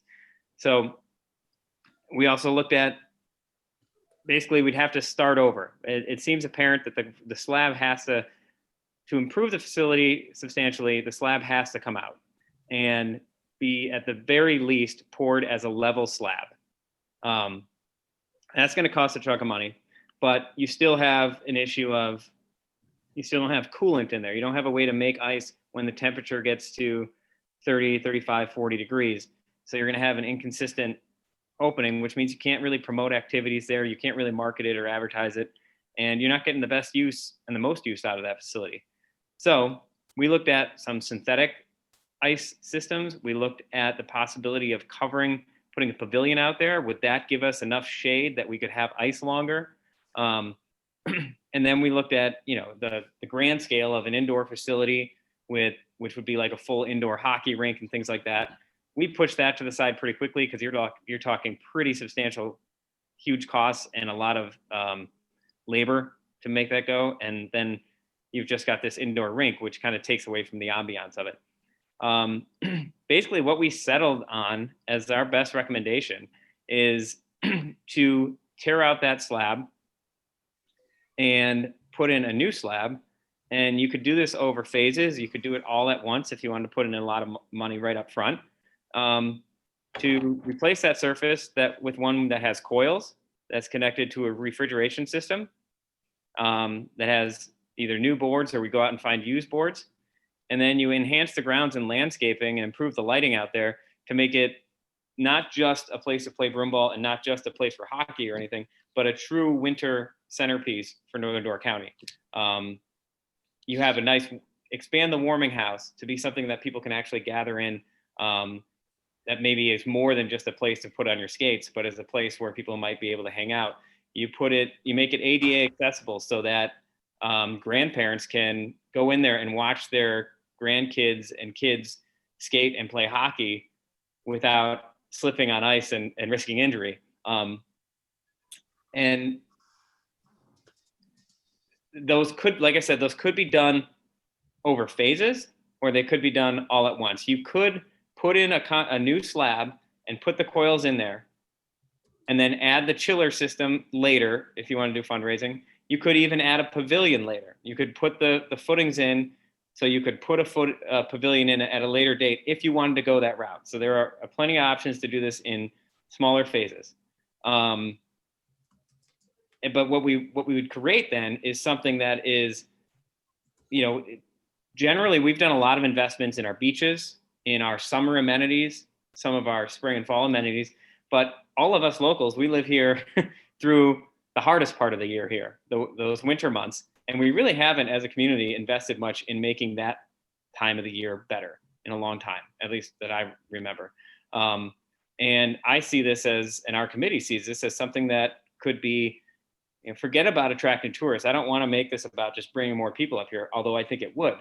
I think it would just make life better up here for kids and families, adults of all ages, to have a great rink that you could actually know is going to be open mid-November through mid-March. And yes, you could plan events, you could plan tournaments around it. If you look through the packet, I have some aerial photos of when we did the Door County Pond Hockey Tournament there a couple of years ago. We had to work overnight, 24 hours a day for about 4 days to bring that ice up to the level that we could play on it. But we brought 55 hockey teams out there to play in a pond hockey tournament. And it was just, and tons of locals came out and hang out. It was a great day. That's the kind of thing you could have out there all the time. And this winter, as people were starved to get outside and have something to do, you saw tons of crowds out there, maybe the busiest that rink has ever been, because we also happened to get some pretty consistently cold weather. And you saw the feedback in the Facebook comments that people just said this helped get them through the winter up here. That's certainly something I'm familiar with.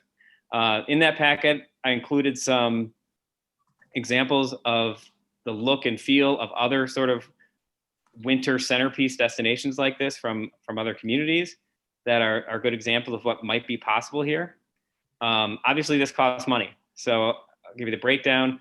We went out, we talked to a few different contractors. We settled on a company called Arena Ice, or American Arena. It used to be called Minnesota Ice.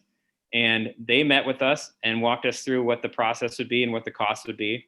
And to demo the existing rink, put in a slab and put the coils in and do some ground enhancements would be about $985,000. To add a refrigeration system that would connect to those existing coils, and then you could make ice from November 15th to about March 15th. That would cost about $550,000, and that would cover the entire 200 by 200 foot slab. And then to do some improvements and really enhance the warming house, a ballpark estimate of about $300,000, and that comes to about $1.8 million. Those aren't hard and fast numbers because we haven't actually had someone come out and do estimates, but that's the ballpark we've got some from pretty reputable places. And then you'd have the ongoing costs for electricity, for the refrigeration system, for utilities, lights, things like that. You're talking somewhere in that $100,000 a year ballpark. Those are all more than the village is paying right now. I recognize those are significant costs.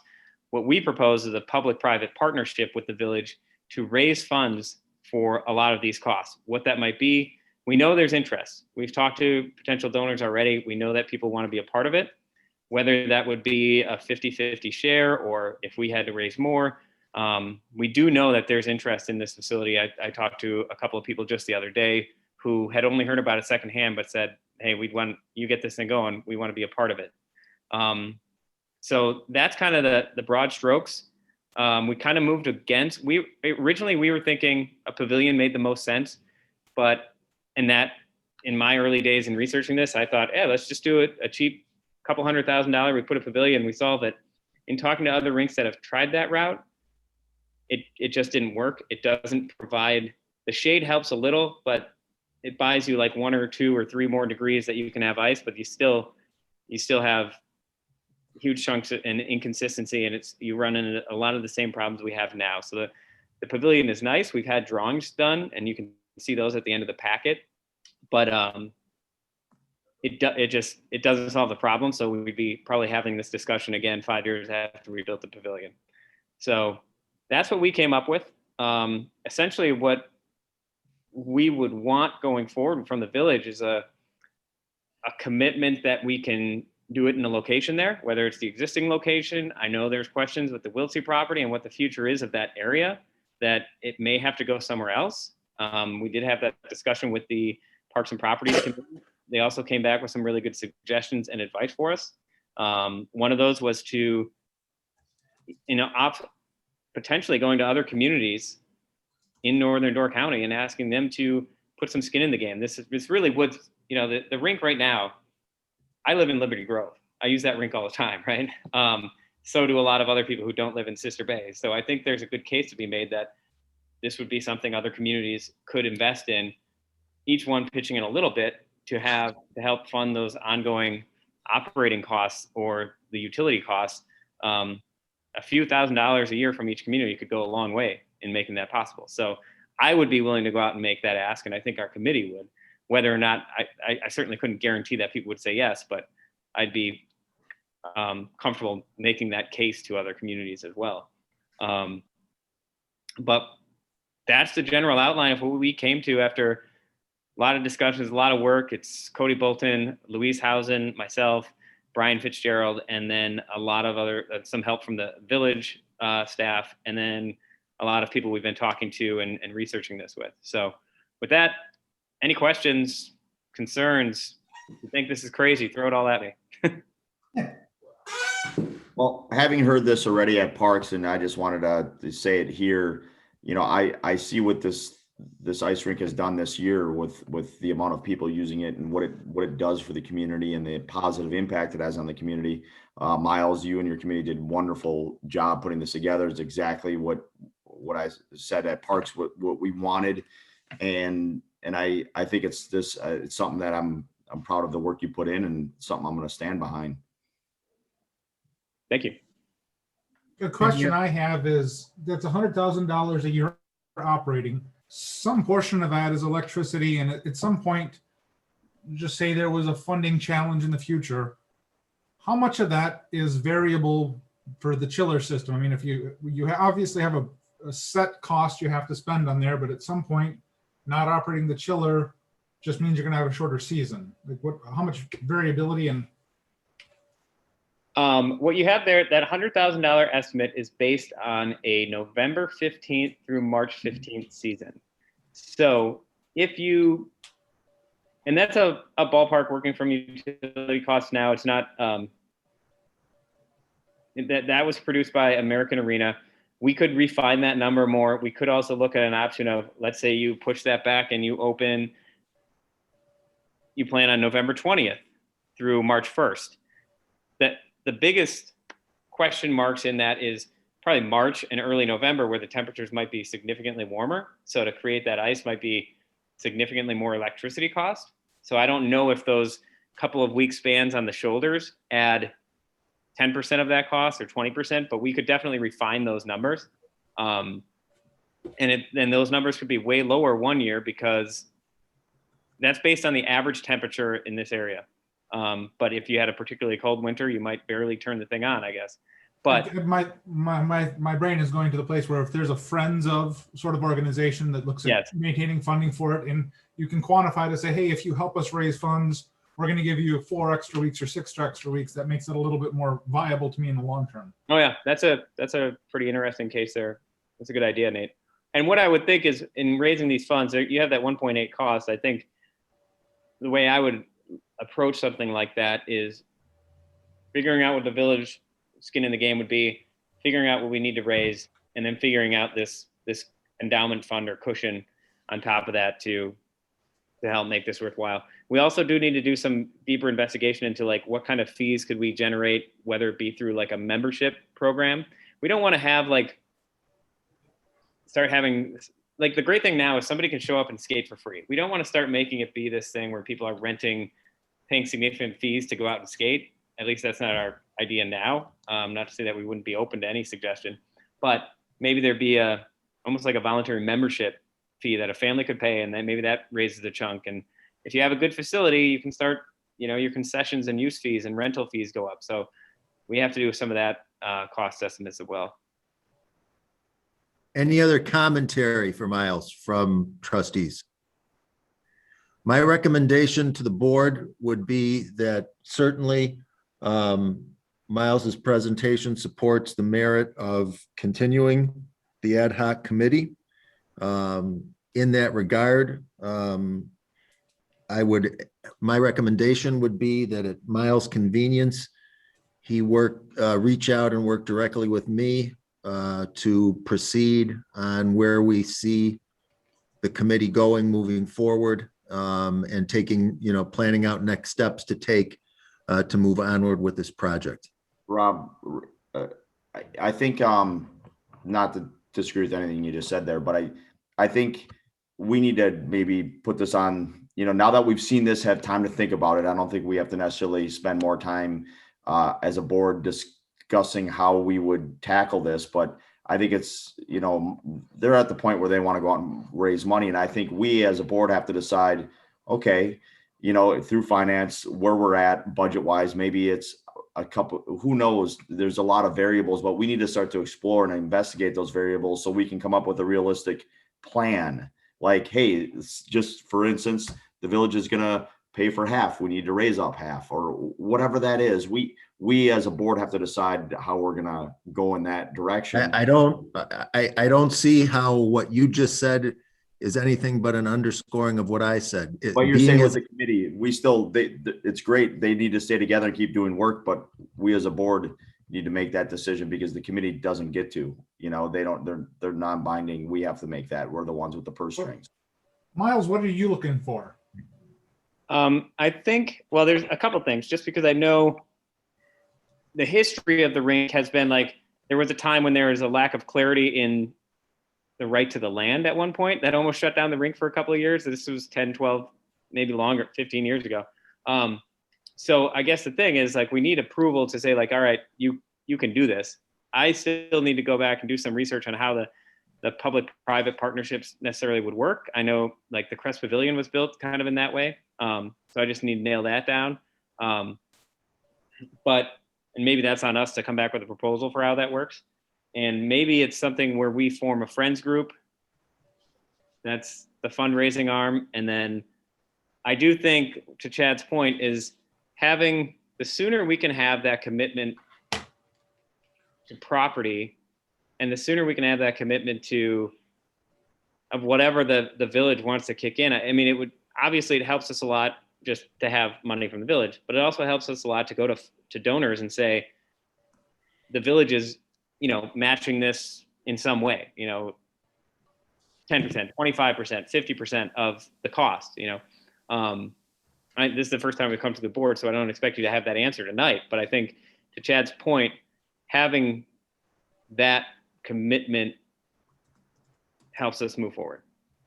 And I'm, so to my earlier point, aren't we acknowledging enough of a commitment if we say, yes, it's clear, we want this committee to move forward and develop everything that's been talked about to come back with more substantive details. It is an ad hoc committee, which means, to my point, at Miles' convenience, reaching out to me, we can tweak however that committee needs to be situated to help propel that forward. But just as one example, I think everyone would agree, the numbers we're talking about, the finance committee would deserve the opportunity to consider or weigh in on this proposal. I don't think anyone is denying the merit in continuing this onward, but it sounds like there's still some ducks to be put in a row that's going to take a little ironing out to get to the point you want to be at, Chad. Well, absolutely. All I'm saying is we now that we have this information from Miles, and it's a good start, we as a community, us being board members, have to decide what we can do, what we can't do, you know, how much, you know, what our philosophy is. Like the idea about trying to get these other municipalities to pitch in on the utilities of this, that was my idea, man. This is a Northern Door thing. It's going to benefit everybody.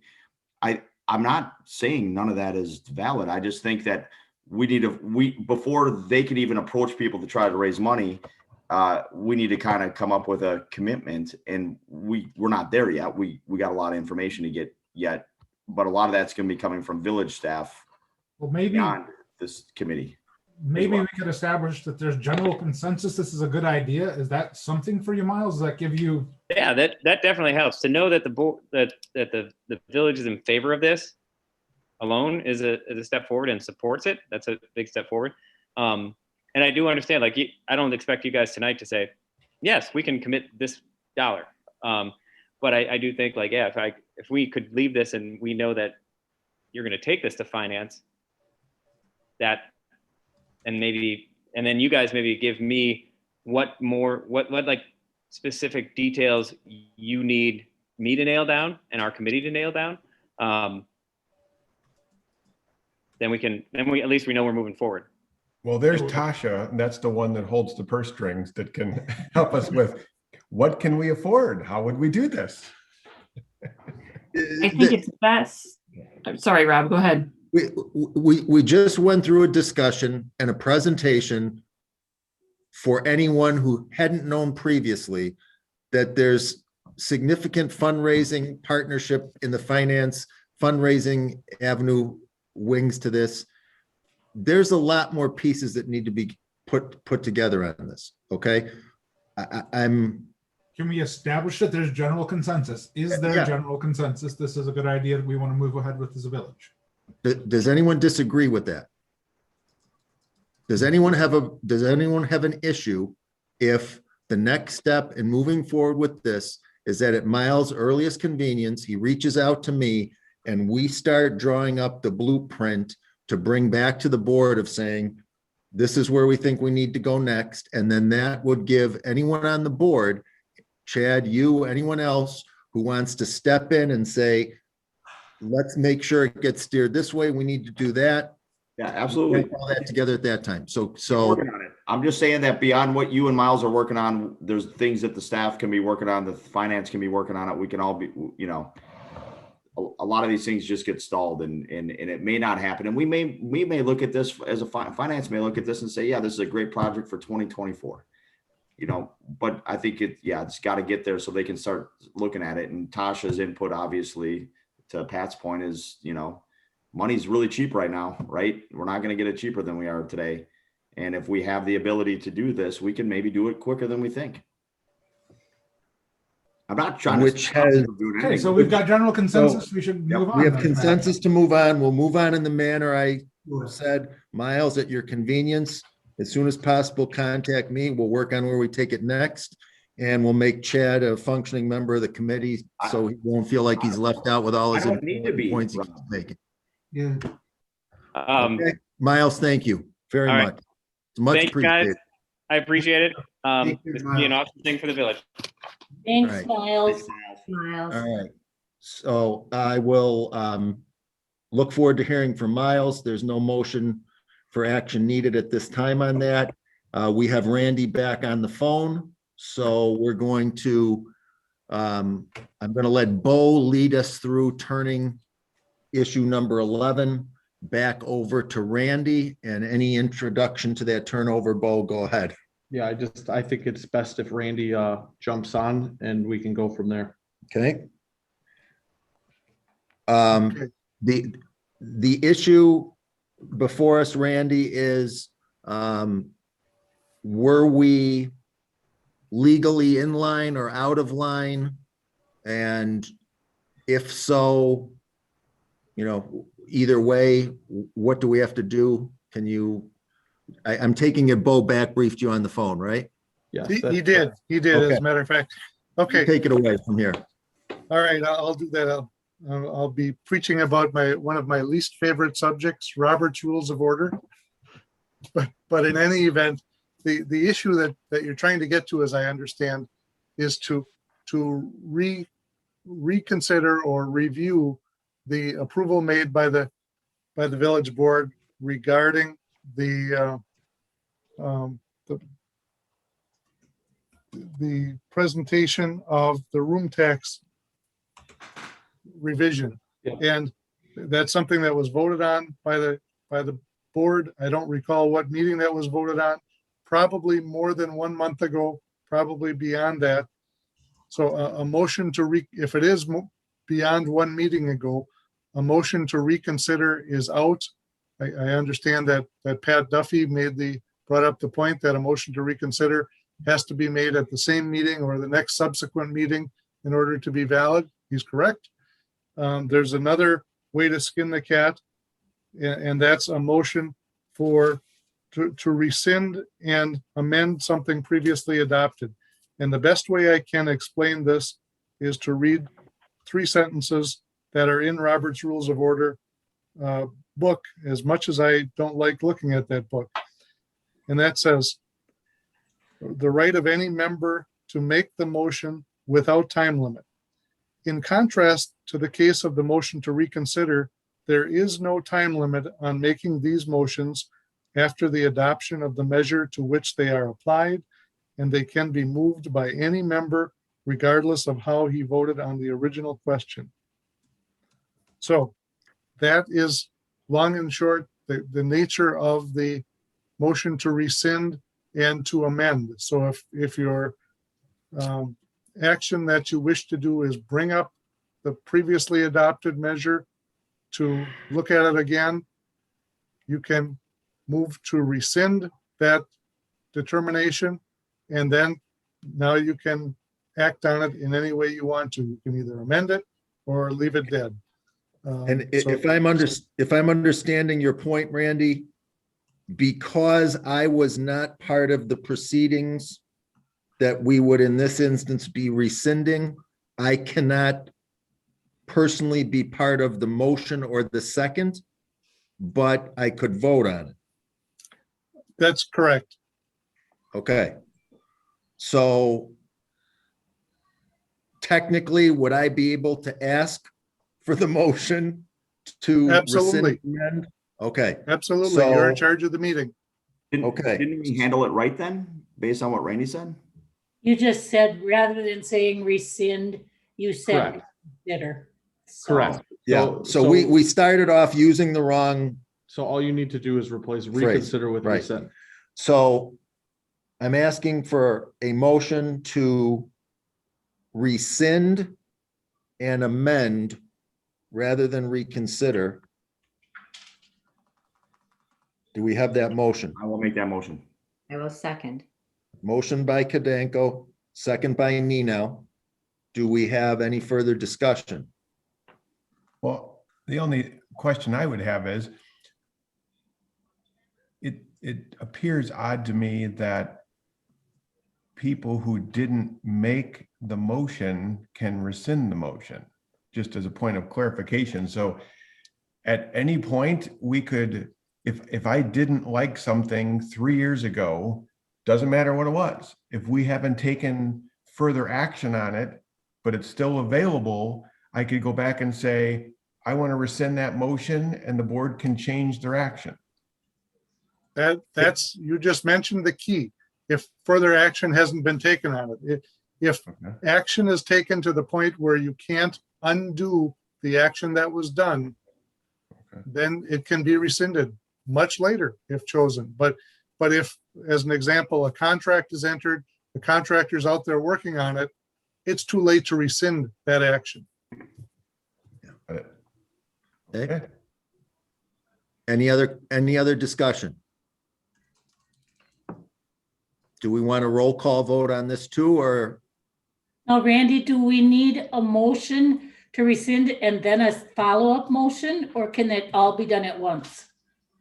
It should be a motion to rescind, yeah, separately, and then a Okay. follow-up motion as to what you want to do with it. Now it's back open for action. Okay. Okay, so So a what that motion is that a motion was made by Kadanko, seconded by Nino, that the village board rescind the motion that was made in support of the proposed room tax rate increase on the condition that a sunset clause must be imposed.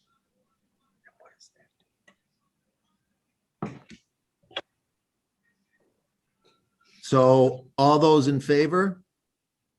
Well, you have to take a Aye. roll call vote, Rob. Yeah. Okay, roll call vote.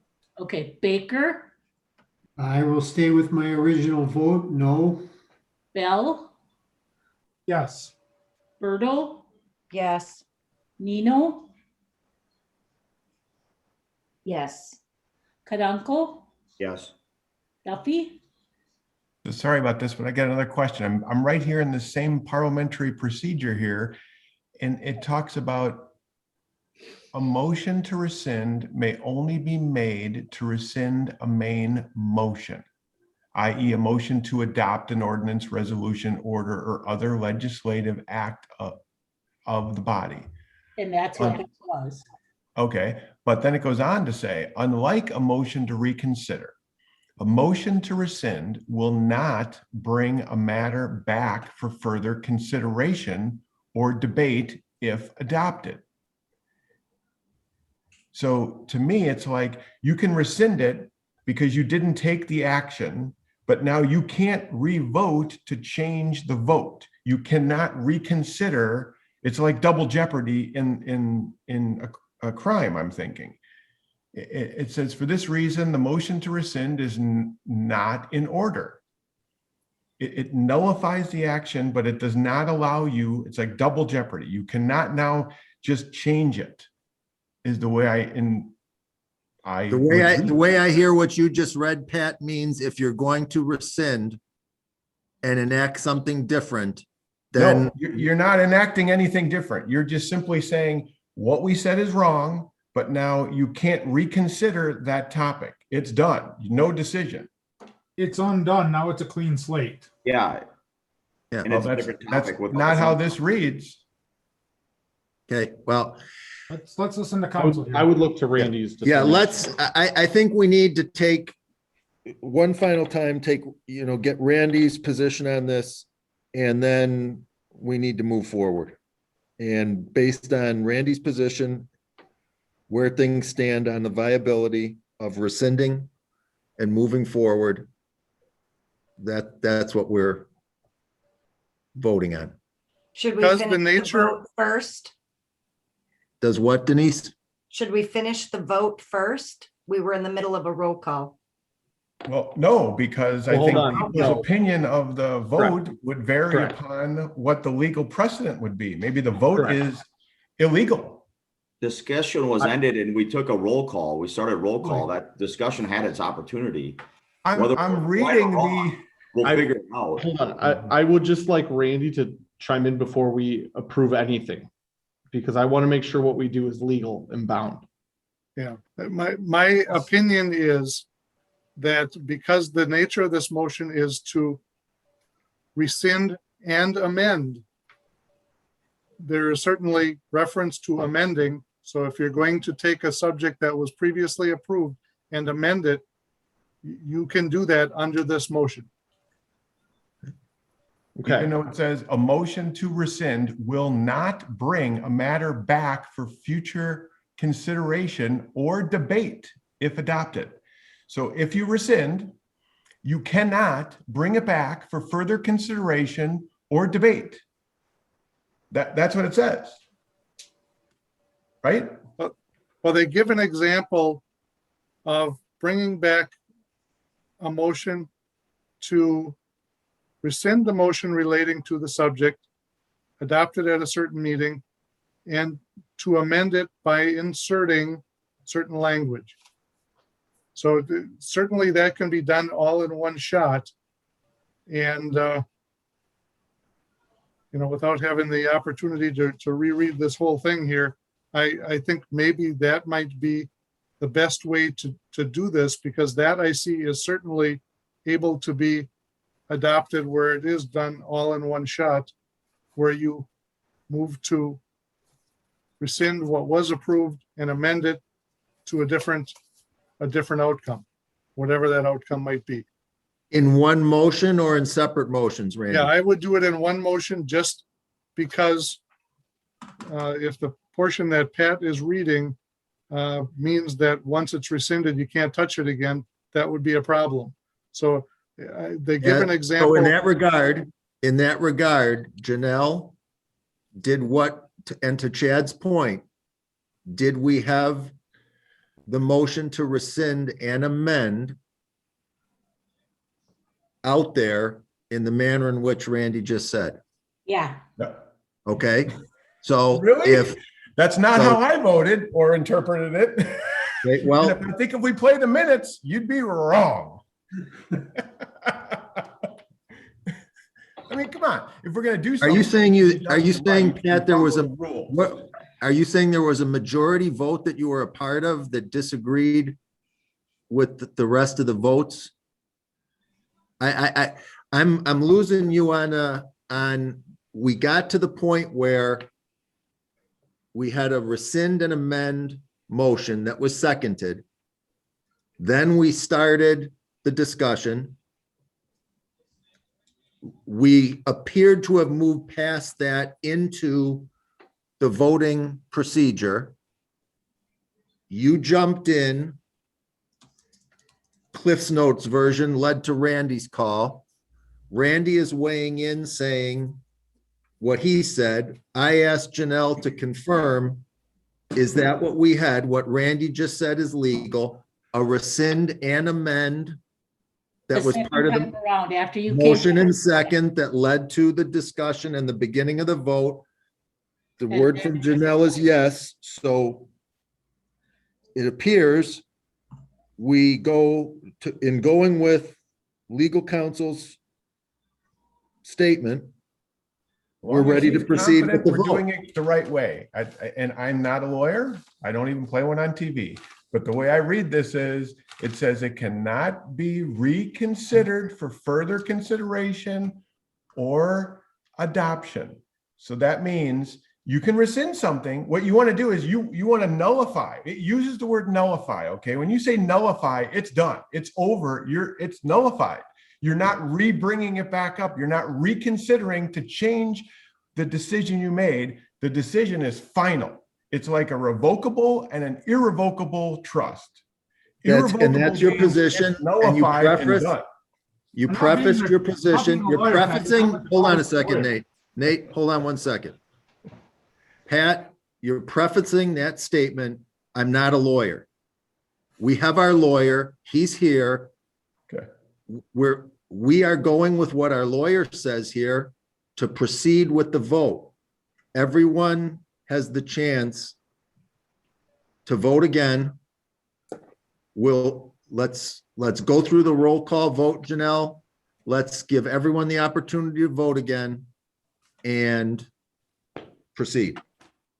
Okay, so the motion is that a motion was made by Kadunko, seconded by Nino, that the village board rescinds the motion that was made in support of the proposed room tax rate increase that is delineated in resolution, whatever it is, I have to look that up, on the condition that the sunset clause must be imposed, and amend that motion in such fashion that the sunset clause is removed in its entirety. And we're going to do a roll call vote on this, Janelle. Yep, okay. So Can I Baker, step in? Hold on. Yes, Randy. Can I step in before you vote on this? Yes. If your goal is to adopt that motion or that measure in a different scenario or a different version tonight, the safest way to do that would be to just take another step back and move to amend the approval under the same motion to rescind or amend something previously adopted.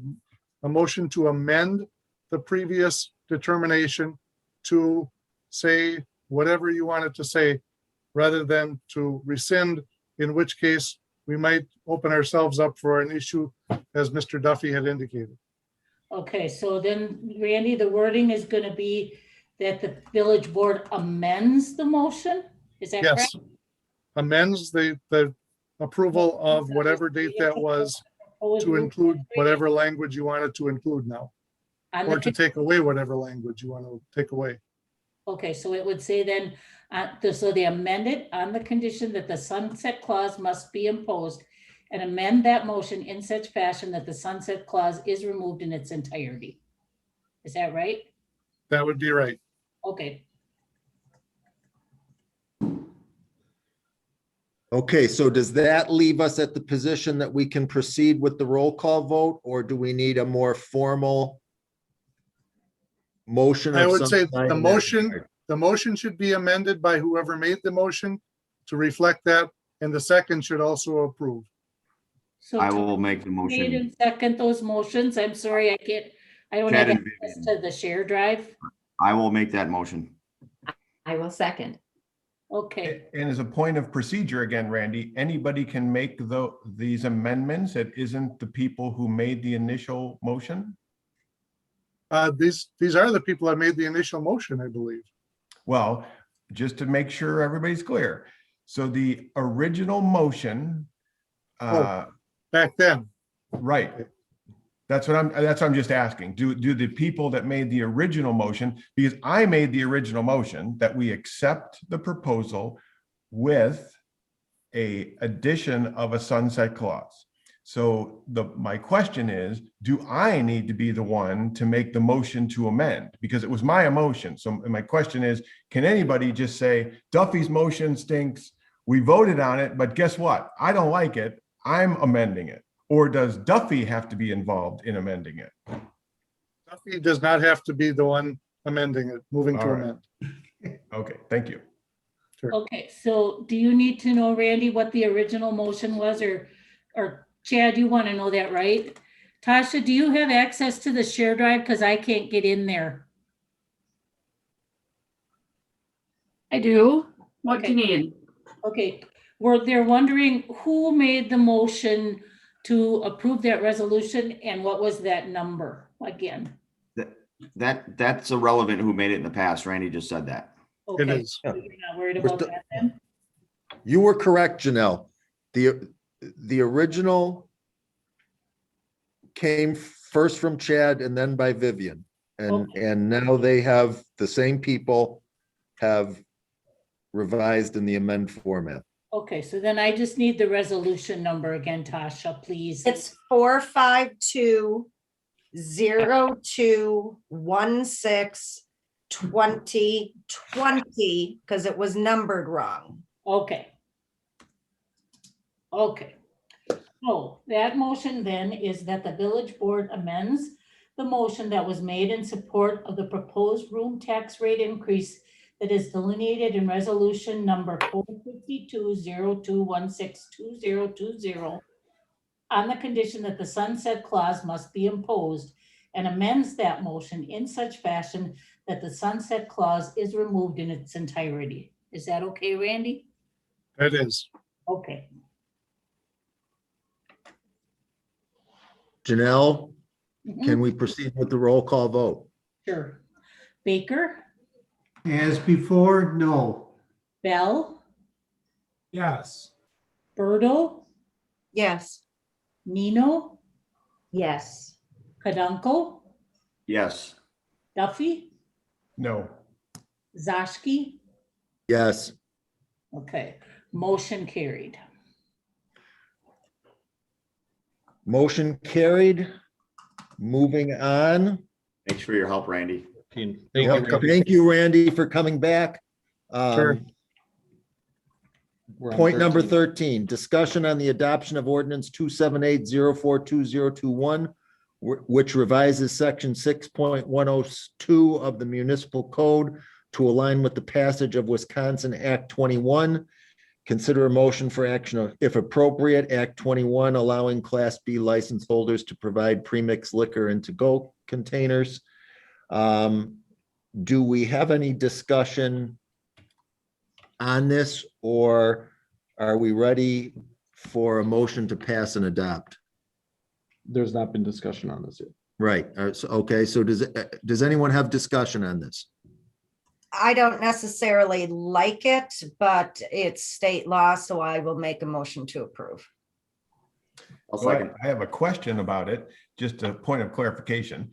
So the understanding behind this is they have tamper evident closures, if I read it in there. So the idea of if any establishment wants to put a temporary bar out at the street and sell Bloody Marys or whatever it is, a No. beer, and they put a lid on it with a straw in it, that is not acceptable. Stop it. This law only applies to Class B licensees, which would be Husby's, The Bowl, Al Johnson's, those people who already have the right to sell intoxicating liquor. Okay, so can they, like, so now, and sorry, it's not at all anyway, we'll take Al Johnson's because they're not here. So can they now sell a Bloody Mary to go and just put a lid on it with a straw and people can go? Well, it has to be a tamper evident seal. And the example that they showed would be like those little plastic milk cartons with the screw-on lids that you have to break that seal as you screw them off. So it's up to the business to determine what they're going to use for their tamper evident seal. Got it. Pat, the intent of this is to sell, New York, I think was the first one to do this, allow to-go drinks to be in cars. Because right now, you have a drink with a straw in it and it's in a car. it's an open intoxicant. Where if we are able to sell it, seal it. Now, if that person breaks the seal and they're in their car, it's still an open intoxicant. They're going to get in trouble. But the intent is to be able to sell to-go drinks. You know, that's what You this know, is. that, I get it, and that's fine. Yeah. I'm just going with that temper evident. I don't want any confusion that people say, hey, it's got a lid with a straw on it. So that is not in any way, shape, or form acceptable. It's a tamper evident top. Yeah, a lot of people use tape or tape over everything and have Correct. like a seal tape. Basically, it's a way to, because when this pandemic happened, the only way we could sell drinks were to sell them in little Tito's. We'd have to have the little Tito's bottle. We'd have to give them the ice. We'd have to give them the soda. We'd have to give them, you know, the garnish. And this just allows us to make that drink, seal it, just like a growler, right? You just put a top on a growler, you can sell it to go. This allows a cocktail to be sold to go. Okay, so the idea of a lid, you put a piece of tape on it, that's okay, as opposed, to me, tamper evident, a piece of tape is not tamper evident. Well, Tamper what evident the is sheriff's a department- machine that puts it on there and now it is sealed. And unless you, to your point, break the seal, tape does not count. Ultimately, that's going to be how the sheriff's department is going to view this. And if they see somebody with a broken seal in their car and drinking, that becomes their issue. I mean, I know plenty of people that do it with no seal and with a lid open, and they pour it like this down their throat. So it allows us to sell to-go drinks and allows for consumers to protect themselves so they're not getting in trouble if they want to buy a to-go drink from us. The village board, They're going to know somebody's drinking it. the village board does not have to pass this ordinance. It's just a suggestion, but you do have to follow the law. So regardless of whether or not this is actually written in your ordinance, you do have to allow it in the village. Okay. Thanks, Heidi. Thank you. So we had a motion and a second, and do we have any other further discussion? Did we have a motion in a second? I thought we had a second, Denise did make it, sorry. Denise made the motion. I seconded it. and Chad seconded. She begrudgingly made the motion. Okay. All those in favor of aligning with the passage of Act 21? Aye. Aye. Aye. Aye. Begrudgingly, Opposed? Motion carried. Item number 14, discussion on proposed revisions to the Village of Sister Bay Board of Trustees bylaws and Village of Sister Bay Committee Commission bylaws and rules. Consider a motion for action as appropriate. Heidi has given all of us in the packet those updated changes. I'm going to let Heidi lead us through her work and I'm Take not it going to away. read it for you because I'm assuming that you looked it over and saw all the changes there in red. But there was one further change suggested earlier today. I don't know, Bo, if you still have the ability to bring that Yep. up. I'm And sharing my screen share screen it. now. On Yep. page 112, there was an addition to the compensation under. I was going to show it you there. Point D has been changed to add $25 an hour for any trustee who spends time in researching and drafting official village documents. And then there's a list of including but not limited to examples. That was the only additional change other than what you saw in red. okay, I do have one question just to soothe my conscience here. Sure. Up on B, on the village meetings, water, sewer collection, storm sewer, 25 per meeting. Yes, that's, Scott, that suggestion came from me. Every quarter when I would send my timesheet in and it never would jive. And then only to find out that I would just write utilities, okay? But when the village paid me, they would pay me for both meetings. Most of them are relatively short with Liberty Grove, and we are at the same place at the same time. So I thought it was a little obsessive to pay the utility committee members $100 because we're getting paid 50 for each. And so I made that suggestion to reduce it. Okay.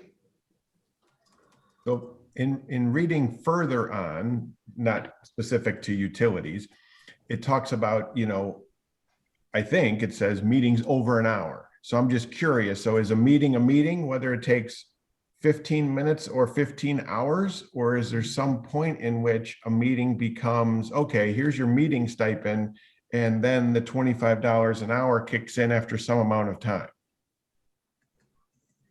Pat, if you read through all the points there, to me, it's clear we're not speaking in A through F about standard village board meetings. And it sounds to me like that's where your question resides. It's pretty I'm just clear. taking a hypothetical. Let's say the Marina Committee has a big agenda for whatever reason, and now it's a 3-hour meeting. How does that get compensated, or does it matter how long a meeting goes? Okay, because that's a standard Marina Committee meeting. It goes as long as it goes. To point number A, for instance, if you were called as the Marina Committee chair, if you were called to another local unit of government, such as Liberty Grove, to discuss a meeting related to how Liberty Grove and you could expand something, and that meeting went on 3 hours long, then for the second and third hour, you would get $25 per hour for that. Okay. And to your, and just to further clarify Pat's point, I asked Heidi specifically about that upon reviewing all the documents, post-election. And I said, I just want to make clear for any of us who might be in one of these categories, okay? How do we list that on the sheet? How do we list that? So to Denise's point, that not just everyone is comfortable, so that there's a standard understanding. If you go to a meeting like that, Pat, or for instance, in not a regular occurrence, but to be noted later in relation to the job description project, and perhaps a different project that Bo and I work on where we have a substantive face-to-face longer than an hour. Do we put down on, if it was a 2-hour meeting, do we put down on the sheet, anyone in that circumstance, this is when it started, this is when it ended? Or do we put down on the sheet only the 1 hour that surpasses that first one? That What I would be looking for on your timesheets is the date of the meeting, a short explanation or description, like meeting with Bo, and then the number of hours. Okay. That's all you need. Okay, and then they'll follow this from there. Yep. Okay? Any other? Well, I just want to continue on. You were saying the two meetings are together, Denise. I am no longer on the utilities wastewater treatment plant. So this would be my only meeting. What would be your only meeting? Yeah. I would have to come for this meeting. You're still on Marina Fest, you're still on, yeah, you would still, to the committees you're still on, you'd still go to those meetings. That's correct. That's what I'm saying. You took me off of utilities wastewater treatment plant, but you left me on water, sewer, storm sewer. No, I'm sorry, that was a mistake. That's a mistake that has to be, if you look, there's one sheet where it's spelled out correctly that, and then there's another one, and that was a change that I told Bo and Heidi about this morning that needed to be fixed. Both sheets of documentation need to explain that you're no longer on. You're no longer on either, correct? Any of them, okay. Yeah. And that clarifies. I have a question on, it's on page 111 in the packet. It's number 21D under electronic participation in meetings. Can you stop sharing, Bo? Yeah. And it says committees with 5 or fewer members may have 1 member participate electronically. Committees with more than 5 members may have 2 members participate electronically. We have a lot of committees where everybody's meeting electronically. I was confused by that. I'm not sure what that means. I think that's That because was of, implemented a long time ago, when we had resident members who would leave the county for the winter. COVID obviously has a whole different set of rules, so this was all pre-Vivian. Thank you. And wouldn't our pandemic declaration and the powers we have through that technically apply to saying, even though it says what it says, we're fine continuing Yeah, onward with it? yeah. Okay, all right. Thank you. Mhm. Yeah, at the current time, I'm like, that doesn't make any sense. Thank you for the clarification. Any further discussion? Motion to approve those changes is noted. I'll make a motion to approve as presented and amended. I will second. Motion by Berto, second by Nina. All those in favor say aye. Aye. Aye. Opposed? Motion carried. 15, discussion on a recommendation from the Parks Committee to approve a commemorative park bench program policy to replace the existing procedure for memorial benches in Sister Bay. Consider a motion for action as appropriate. Heidi? I don't know how much of this you want me to actually go through. There was still an error after the Parks meeting, and when I prepared this for the board packet, Pebble Beach is no longer part of this at all. I have to see what page that's on. But I think, yeah, but we will add it once we have time to talk about it. We definitely Right. feel like it will be added back, but once our committee kind of has an idea, because I think we can charge differently, but I would like it added back to this because I think this is great to have. It's on 125, Heidi. Yeah, thank you. So if you wanted to ask any questions about it specifically, maybe I can, answer them for you. Or if you need me to That go would be through my it. question. Does anyone need any further information beyond what we had in our packet via discussion before moving forward? Okay, with no one needing further discussion, do we have a motion to approve the recommendation on the commemorative park bench program policy?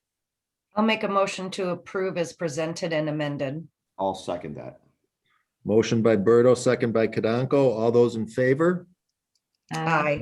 Aye. Opposed? Motion carried. Discussion regarding the confirmation of the village president's recommended appointments and committee changes. Consider a motion for action as appropriate. Has everyone had a chance to review those changes in the packet? Does anyone want them read through for the record? I have, as I mentioned to all of you involved in the position changes on the committee along the way, everybody who's had a change to their committee assignments, it has been spoken to individually, and my rationale for doing so explained. Feedback that I got from everyone was that they understood and were in support of it. I'll make a motion that we approve your appointments. I'll second. The one question I've got, Rob, is are you just changing the trustees assignments now, or is this all the committee and commission members, the citizen appointments as well?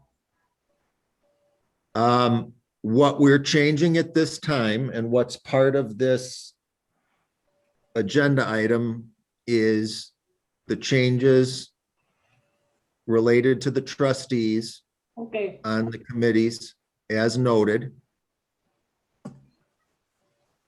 I did not make any citizen changes other okay, we can than, address that in May. Typically, we do that in May. yeah, So yeah, that's, so we'll I, just put that on the agenda for me then. yeah, okay. I'm sorry, who seconded it? It was made by by Nate. Who I seconded? seconded it. Okay, thank you. All those in favor? Aye. Hi, Aye, opposed? Motion carried. Rob. Yes. Okay. I had, a young gentleman stop by quite a few weeks ago and talk to me about wanting to be placed on, some committees. He's a citizen member. He does live in the village.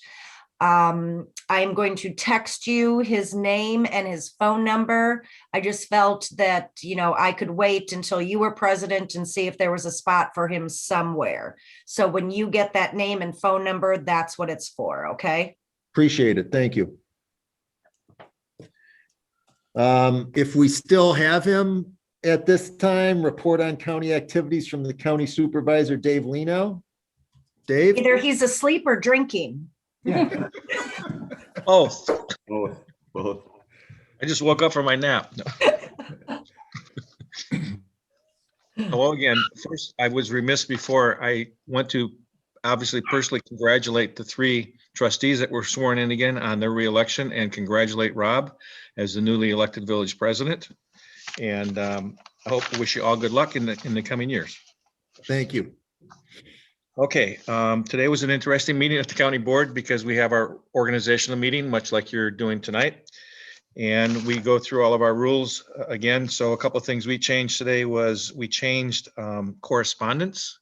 We changed how the public can speak at our meetings. We changed how motions are made and amended. And we also spoke a little bit more about the public comment period of the public addressing the board and made a few changes with that. Pretty much what we did is we kind of reined in, if that's the correct terminology, somebody who wants to speak about non-county issues. If you want to talk about, what's going on in California or something going on in Washington, and you want to spend, 3 minutes talking about that has nothing to do with anything that the county can do, or it has nothing to do with their statutory requirements, is not germane to anything on the agenda or a future agenda. In the future, we're not going to allow that. What had happened, and this is why it was brought up, a number of people were complaining that basically it's become the soapbox or the editorial page for anybody who wanted to complain about anything that had nothing to do with the county. So we made some adjustments to that today, and that was passed. We also did a reconsideration. And we had a long meeting just like you guys had tonight with the reconsideration motion. Our meeting today went close to 6 hours, but we had a reconsideration. Somebody wanted to reconsider the diversity, equity, and inclusion. Racism is a public health crisis resolution that was passed at the last board meeting. It was brought up for reconsideration. The reconsideration passed and a new resolution was introduced as an amendment, which I should explain, last month's meeting, it passed on a 10-9 vote, a very split board.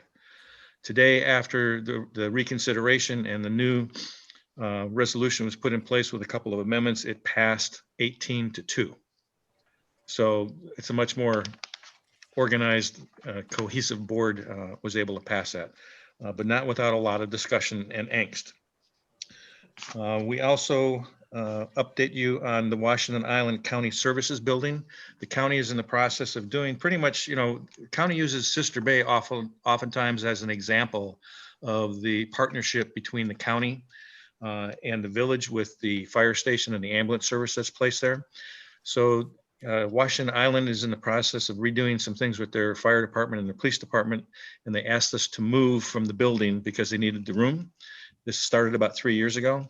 And subsequent to that, we've now bought a property up there and we're going to rehab it, and it will become a county services building. It will be, in addition to ambulance service, EMS service, out of there will also be county services. So it'll be more than just an EMS building or EMS location. It will include personnel, areas for various department heads or departments to go up and spend time on the island, which is now very difficult to do because they don't have places to meet in private. At some point in time, our understanding is that it's possible that Washington Island will decide to come out to that building also and put their police and fire as part of that. That's not currently under discussion, but is certainly available to them should they choose to do that. So that's a project that is going on. We're also going to do something that is close to Sister Bay. The Ellison Bluff County Park gravel road is going to be paved, and it will be paved sometime this spring. Now, they're not going to pave where the parking lot is once you get in there. They're going to pave the road going in, then you bend a little gravel where the parking lot is, and paved road going back out. So that was approved today, and that should happen, we're assuming sometime this spring. Let's see what else I got. You already had the That's a update. good one, because that road's terrible. Yes, Every year. yes. Oh, I agree. And there was considerable discussion on keeping it that way or paving it. So, Yeah, sure. but it's going to be paved. So, and that's kind of my update at the moment. If you have any questions, I'll be happy to entertain them. Dave, I have a couple of questions. So you talked about, if people can't speak now, on the soapbox for things that don't pertain to the county, and there's nothing that you can do about it, but you mentioned other changes also. Can you go into a little more detail about what those are? Well, one of them, for instance, was correspondence, and including correspondence in the packet. Oftentimes a board member would receive an email, for instance, or a letter, and maybe he or she were the only ones that got that letter. And if they wanted it in the packet, they would request they be put in the packet. Or you may get emails that's sent to every county board member, and the person that's writing the email requests that it be included in the packet. And we're fine doing that. We want to get the input from everybody, but we also have to have a packet date that is sent out. So it's 6 days before. Any correspondence that's received prior to that 6 days and back would be included in the packet. Then the agenda goes out, and there's an additional basically 3 days that somebody could send an email as late as noon the day before the meeting, and those would be copied and printed or sent to all county board members, so everybody had that correspondence. But there was a practice of including correspondence in the meetings, or a couple hours before the meetings, or the night before the meetings, and it was very difficult for staff to put all those items in the packet when the packet had been sent out 6 days prior. Okay. So we're just trying to figure a way to get as much input as possible, but also allow staff to put the packet out in a reasonable enough time, and still give additional time after the packet goes out to let the public give their input. Sure. We did something like that a couple of months ago here at the village. Then the other item was the public addressing the board. We have a 30-minute time limit. That's always been part of our rules, and 3 minutes per person. And that has been, I can't only remember one time in the last several years that something took longer than that period of time. The county board can, if they like, override their rules for the day and expand that public input. And that in fact occurred today. There was a lot of input on the reconsideration motion that was on the table. And we finished the 30-minute dissertation that listened to everybody, a 30-minute time frame. And after that was over, the board voted to suspend its rules for the day concerning public input. And I think we allowed, it was about another 15 minutes of people, because there were that many people that in line that wanted to speak that didn't have the opportunity because we ran out of the 30 minutes.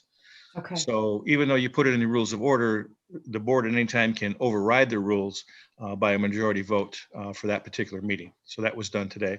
But again, it has to be germane to either something on the agenda that day, something that the county has purview over or is part of their statutory responsibilities, and something that you may want to put on a future agenda that again is germane to the county. What we would not allow is if you want to complain that a local shipbuilder is building ships that are going over to Yemen and Saudi Arabia is using that in a war against children in Yemen, that's got nothing the county can do. We can't do anything about that. Okay.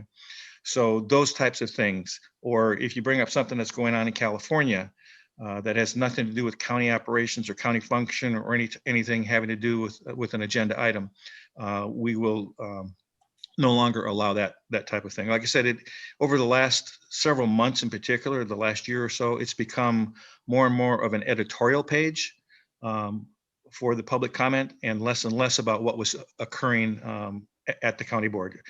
I mean, of course, let me restate that. Of course, people were talking about county board items and agendas, but there were also people that were talking about non-county board items that were taking up a considerable amount of the time that was available for public comment. Okay, thank you. Mhm. I'd like to make one suggestion to staff and our new president. And we appreciate you hanging out until 9:32 to make, to inform us on what's going on in the county. But as a suggestion, maybe because Dave is usually talking about COVID updates at the beginning of the meeting, that we move Dave to the beginning of the meeting and have those two agenda items together so he doesn't have to sit through all of the chaos unless he chooses to. Then it would be his choice. It'd be a lot more fun being at the start of the agenda and avoiding the chaos, especially when you've already had 6 hours of chaos already. Yes. Denise is getting dinner out of that suggestion, I bet. Then we can talk about Dave after he's gone. There you go. Yeah. Yeah, so that would be appreciated. Yeah. Dave, would you be willing to, especially after I talked to Bo about, this potential ordinance in the village, would you be willing to listen to me about that, possibly at the county level? As far as helping empower businesses enforce mask mandates that are business decisions and trying to make it something other than trespassing, or is that? Well, this has been batted around for over a year at the county level. And the issue always comes back to there's either civil liability or there is criminal liability. So trespass is a criminal process as opposed to civil liability, where you're going to have somebody fined for doing something. In any case, it's almost impossible to enforce. Unless you happen to have somebody right there on the spot when it occurs, it's almost impossible to ask anybody to do that. And I can certainly bring it up to Sue again, but Sue, after the Supreme Court overturned the mask mandate, she reiterated and put out the urgent health advisory again. But I do not see the county in the future putting a mask quote mandate in place. And you'd have to convince either the sheriff or the prosecutor on the court side of things that this is something that they should get involved in. Well, let me see if I can refine it enough to maybe if I can get the county board chair, if I can make it make sense to him, then it's probably worth taking to them. I think I need to refine this because I don't want to hash it out here, but I'm not talking about exactly what you are, but maybe once I get it figured out with Bo. That's fine. I'm happy to discuss it, and I'm happy to bring it forward for you. Thank you. That's all I got, unless you got any questions for me. Thanks, Dave. All right. Thank you. Have a good evening. You too. Thanks.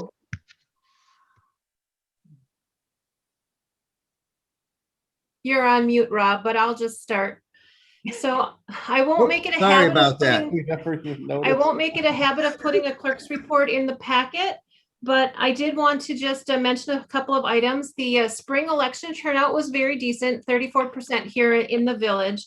One concern I have, and I don't feel there's a whole lot I can do in my role as being the person who has to administer elections here in the village. The folks over at Scandia Village really want to vote. 10% of our voter population are residents who reside at Scandia Village. But there was very low participation in this last election because they just don't know the names on the ballot. It's a problem with village trustees and it's a problem with Gibraltar school board members. So many people are excited to get that ballot in the mail. They want to participate. Then they see the list of unfamiliar names and then just say, I don't know these people. I can't vote. So if you have any suggestions on what I can do to maybe rectify that, we could get a lot more people over at Scan voting and participating in our electoral process. Well, I thought, Heidi, that you had said when we talked about this, is that the Pulse doesn't put the articles in of the candidates until like the week before or something, and you've already been to Scanned. Right. So, you know, I would talk to Miles or Dave Elliott and present that and, you know, see if they're willing to change that beyond. And I will absolutely do that. And I'll mention it to Gibraltar School too. I don't know if it's a timing thing for the general public, that it's fresh in their minds just the weekend before the election, but the residents over at Scanned really need to see that 2 weeks prior to an election. Heidi, I think it's a very noble thing to think about and talk about. And maybe once COVID's over and Scanned, you know, they have their own activities coordinators, maybe they could reach out to us and the school board members and say, a month earlier, saying, hey, we're gonna have a little social event, show up. I mean, whether or not, I don't really care if they vote for me or not, but I think at the end of the day, I would love to go do something like that. And I think other people would, and it would be great to them. I mean, we're all not that far away from being in that same place, especially you, Scott. So I think I would, for one, if you got in my ear and said, Chad, I want you to go over there and talk to some old ladies, I think I would do that in a heartbeat. So, you know, something like that would be great. I would offer one point of caution on that. When COVID's over. I would offer one point of caution on that. If we're going to, I think the idea is great, but it would seem to me that that social event or that type of something is being held and a public announcement to all candidates that they can attend is the way this has to go. Yeah, absolutely. What we do not want to have is Heidi or anyone else in the village suggesting to one particular candidate, you go talk to them. That's not what I was saying. I was that- saying make it a public event that Scan is hosting, and all the people on ballots can come on that day if they want to come. I'm not, that's not what I Okay, said. good. Okay. Heidi, anything else? Oh, moving on, just very quickly, in the village bylaws, it does require that all employees and elected officials take NIMS training, that National Incident Management Training. So there's a list of those who have submitted their certificates to me. I realize that there are a number of you who've probably taken this training long ago, but I don't have a copy of your certificate. So if you have it laying around somewhere, you can just forward it to me and I will file it appropriately with the rest. Board of Review, just as a reminder, is Let coming me up. stop you there, Heidi. We're all accountable to get that training. So Yes, if we haven't gotten it, Bo, what is an acceptable timeline for everyone who does not have current NIMS training to get it completed, certificate submitted to Heidi? I just say by the end of the month at this point. At the end of this month? I know, yeah, we had. you have a year within a year after you're appointed or elected Yeah. Okay. in the bylaws. So for So- anyone, so everyone on the meeting should know if theirs is due by the end of the month. It sounds like if I got mine in a couple months, personally, I'd be okay since I was just sworn in tonight, right? Correct, yeah. Okay, all right. So we know how, I'm gonna trust that everyone who needs to get this done by the end of the month is gonna get it done. Just So- for the record, Heidi, I did take it years ago where. I remember you mentioning that, yes. Well, and so I wonder too, like I went down at that point, it was electronic, but you had to go to Sturgeon Sturgeon Bay Yeah. to the county, and I was up on the third floor in a room by myself. But I thought it just said online here. Now you have completed the whatever. So I think I you don't just know need that to I've got find some your- certificate. Pat, I can try and help. I think all you need is your FEMA ID and we can go back in records. Okay, I'll help you with that if you want to give me a call sometime. okay. Thank you. Okay, and keep in mind, Bo is gonna be on vacation Thursday and Friday and Saturday and Sunday, so you'd probably want to call him Preferably not when I'm there, but Wednesday, tomorrow. So Board of Review is coming up on May 12th. Hopefully you have that on your calendars. There's a Marina meeting that day at 4 o'clock, but then Board of Review starts at 6. I did send out an email last week with an invitation for anyone who wanted to take training to let me know, with a request that you reply to that email and let me know that you saw it and read it. I got a reply from 3 people. So some of you haven't checked your emails, but if you would like to take Board of Review training this year. It is available. We have met the requirement because Vivian took the training last year. The rules will change though. So starting next year, a member of the Board of Review will have to be trained every year. So you might want to start thinking about how we're going to choose which person that's going to be, whether it be by drawing names out of a hat or just taking turns round robin wise. But that is coming up. That's all I have. Okay, thank you, Heidi. Report by the village administrator on village activities and projects. Yes, so I will try to keep this brief. Obviously, I know this was in the packet, but just a brief overview of it. All of the committees have definitely kept staff busy, so there's a lot of things that I'm working on. I am still working with Robert E. Lee to get some of these repaving projects done, and hopefully bringing back more information to the Parks and Streets Committee. From the marina standpoint, right now they're underway with the bathroom remodel. So I'm assisting Dave where he needs that to get that done before Memorial Day weekend. And then Plan Commission is still working on the zoning code update. We are meeting pretty much every 2 weeks. I know the schedule sort of changed, but I would say that we're on pace right now for completion before that moratorium date ends. Just some other things right now too. I am working just on some job description updates and making sure that all of our personnel information is up to date and current. Does anyone have any questions for me? No. Okay. Thank you, Bo. Point 20, review of the financial statements and consideration of a motion to approve the monthly bills. Tasha, can you? Hold on, but lead up? Robert, are we gonna do committee reports too? Because if we're not, I need to step away for a few minutes. I don't know if you all have got iron bladders or something, but I mean, it's going on a while here. So if it's just this, I can hold on till the end, but if it's gonna be beyond that, we should take 5 here. We're doing committee reports, and if everyone would like to take a bio break for 5 minutes before Tasha leads us through the financials, is that okay with everybody? Do we really need to do committee reports? Because generally when we've gone this long, we've pushed them off till the next month. We can push Okay, them off. I guess I have We some places will- I gotta we- do tomorrow, so I'm all dropping right, off. at 10 o'clock either way. There is one topic related to committee reports that we are going to get into. So Can we just do that one? Is that Yep. permissible, Bo? That's fine. we can just do that. That's fine with me. I if you get, want I to get what do you're that, saying, that's fine. Robin. I understand it. I just, yeah, okay. Yeah, we could just do the one. Yeah, and that's fine.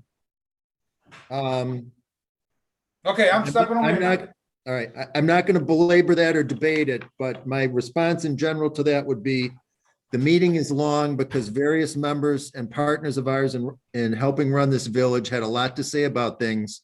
And while the discussion was spirited and divisive at times, everyone was allowed their voice.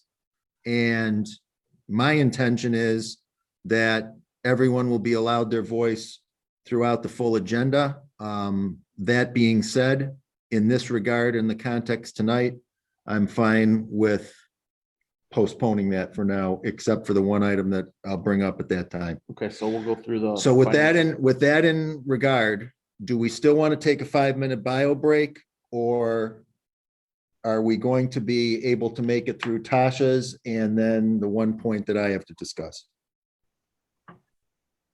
Which may be as long as the point Pat had to make earlier. Let's do the break. Okay. All right, let's take a break for 5 minutes. Anyone who is on in the reconvene at public, 9:50. we'll reconvene at 9:50. You're welcome to stay connected. And let me just say to each one of you, I appreciate you each for sticking on and being interested. And we'll be back with you in 5 minutes. Thank you. Tasha, can you highlight anything you want to related to the financials, which will lead us into our questions? Okay, so pretty normal quarter in quarter one. Audit went really well. Capital planning process is currently underway. Revenues are very much on schedule, expenditures very much on schedule. Marina revenues are exceeding expectations, so that's positive. Expenditures are staying in line with budget. Utility revenues are on par. The big thing in the utility world is, of course, the treatment plant project, which is running pretty on schedule. And we're looking at currently getting into the extra items that we put into the grant. So that's good news because that means we're running, within cost. So the other big thing in that world is currently working on the USDA quarterly report, which is not super fun. So otherwise, I will take any questions about the bills and you guys can go through the appropriations. Questions from anyone for Tasha? I have nothing. I've asked mine already. Earlier. Yep, me too. I can let Denise know the service motor company bill that you had a question about. That was for the tractor. I have 2 points to make. One, when I look at the bills and I look at all of our bills from Randy, what I see on the report is a very non-descriptive, short, one word, this is what this was for, this is what that was for. What I'm asking Bo to follow up with me on is, at some point in there, do we have more description for those charges? Or are we getting something and putting it onto the description on the report that's so bland, we really don't know exactly what it was all for? And so that's going to be something I follow up with Bo on. I can answer that because Okay. I parse them out. So the bills that come from Randy do have far more detail than what I am able to put into this report. I have a finite amount of characters. I believe it's 30 or 45 characters. Yep. So I parse them down. You can always go back to the original bill if you have, a more detailed question about what was needed or what was. Okay, thank you. The only other thing that I would say, and I'll follow up with Bo on this so everybody knows, when I look at it, and it may all be perfectly justified and necessary, but it seems like there's a preponderance of legal charges related to phone calls that Bo needs to make. What I am, just so you know, as a manner of overseeing expenses and seeing if there's a way to possibly control expenses legitimately, I'm going to ask Bo for the next, once he's back from vacation, for the month of May, in as timely a manner as necessary, to just touch base with me with a laundry list of items that he has that he needs to talk to Randy about, so we can talk through that and see, do we really need to just directly move to talking to Randy on that, or is that a way where we can cut some of that down? So just so Okay. everyone knows, that'll be an expense management situation that I'll be reviewing with Bo. Just The for only, your information, Bo is not the only person who contacts Randy. Correct. So all of staff have the ability to call Randy if we have an issue like that. So maybe we need to go through Bo, and there probably any trustees would have to go through Bo then if we want to keep track. monitor that a little better. right, Whether it's Randy or exactly. somebody else, I'm not a big fan of cutting our contact with people that know what they're doing legally. So, I'm not a big fan of cutting it. I'm I just want to have the ability to know what all are we doing it for, and is somebody, kind of riding herd over what all we're doing it for. Well, we do, just so you know, we do budget for this, and I do make sure we stay in line with budget. Obviously we check through to make sure we're not going over in the season. I did talk to Tasha about that. So there's a way to, we monitor to make sure we're not overspending on attorneys. Right, and to Chad's point and yours, I'm not necessarily restricting this to, we're trying to curtail or cut necessarily, but from a cost standpoint only, do we need a focal point of who's calling for what reason? I'd like you and I to Okay. get a handle on that, okay? So if Okay. that is as Yeah. simple as, next month, if somebody's, Yeah, we can talk about that. let's have all that round up through you and, or at least you to be able to speak to what all the calls were. Yeah, for. we can talk about that. Okay, all right. Only one other point for me on this. This is not a reflection on anything other than being transparent to our community, moving forward with what I deem appropriate related to the audit in future years. I think it's time that we as a village and staff or members thereof are not taking auditors to lunch during the audit process. We pay them to come in and do our audit. I'm not comfortable with anyone perceiving that we would be taking auditors to lunch for questionable reasons. I don't think we need to. I think if an auditor, in all my experiences in various businesses getting audited, the auditors themselves were usually quite upfront from an ethical standpoint of, here's the deal. This is when I'm coming in with my team. This is when we're going to lunch. This is when we'll be back to need to deal with you. Does anyone have any sentiments on that? I wholeheartedly agree. Okay, all right. Anything else? Okay, thank you. All right, I said we would mention two, I had some points to make in particular. I'm sorry, but the Quickly, monthly bills need to be approved. oh, I'm sorry I'll about make a that. motion that we approve the monthly bills as presented. Second. All those in favor? Aye. Aye. Opposed? Motion carried. Thank you, Tosh. All right, my points about committee reports.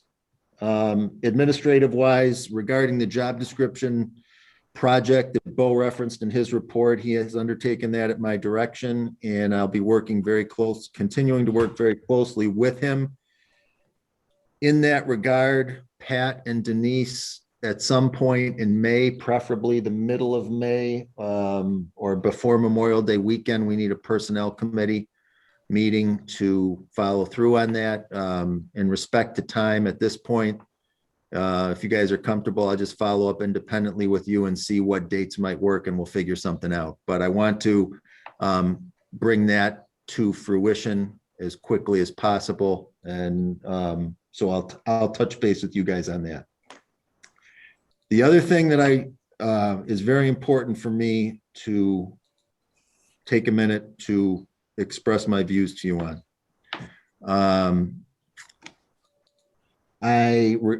Regarding Marina Committee notations about the proposal about having two bass tournaments, one this summer and one this fall.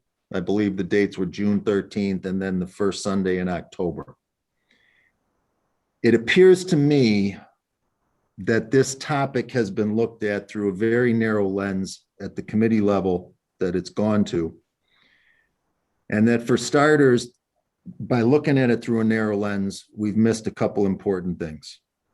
Number one, we are all stakeholders now in upholding the eco-friendly pledge that everyone in the county is buying into, related to Destination Door County's new mission statement and where all the marketing efforts of the county are headed in terms of eco-friendliness.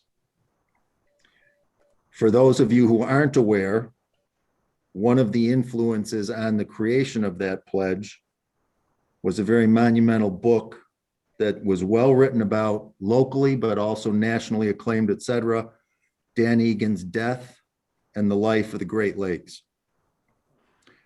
With that in mind, and in respect to time, for those of you who aren't aware, the Northern Door County harbors have already undergone part of what that book talks about as far as the tragic death of the lakes in the 12 to 18 year past history of the start of these tournaments. When the tournaments began, it was renowned throughout America that all of Door County, primarily northern Door County, was world-class trophy smallmouth bass fishing territory. When the tournaments initially started in Sturgeon Bay, everyone who knows at an expert professional level about fisheries, Great Lakes fisheries, including representatives of the DNR, went down to Sturgeon Bay and said, if you're going to start these tournaments and you're going to allow people to fish from Egg Harbor through Sister Bay, Ellison Bay, then you need to have a weigh station in every harbor, and any fish that are caught in any particular village or town's harbor has to be weighed there and released there. If you take these fish down to Sturgeon Bay, you will decimate fishing in northern Door County for bass, and you will turn Sturgeon Bay into world-class bass fishing territory. 12 to 18 years later, that's what's happened.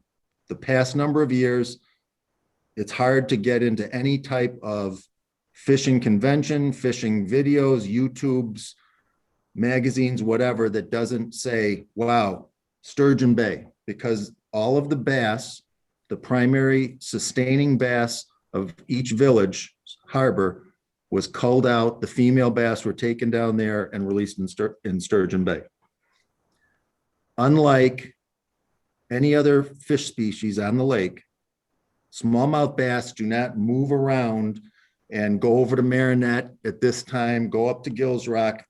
Generationally, since God created all of this, bass in Sister Bay don't go anywhere but Sister Bay.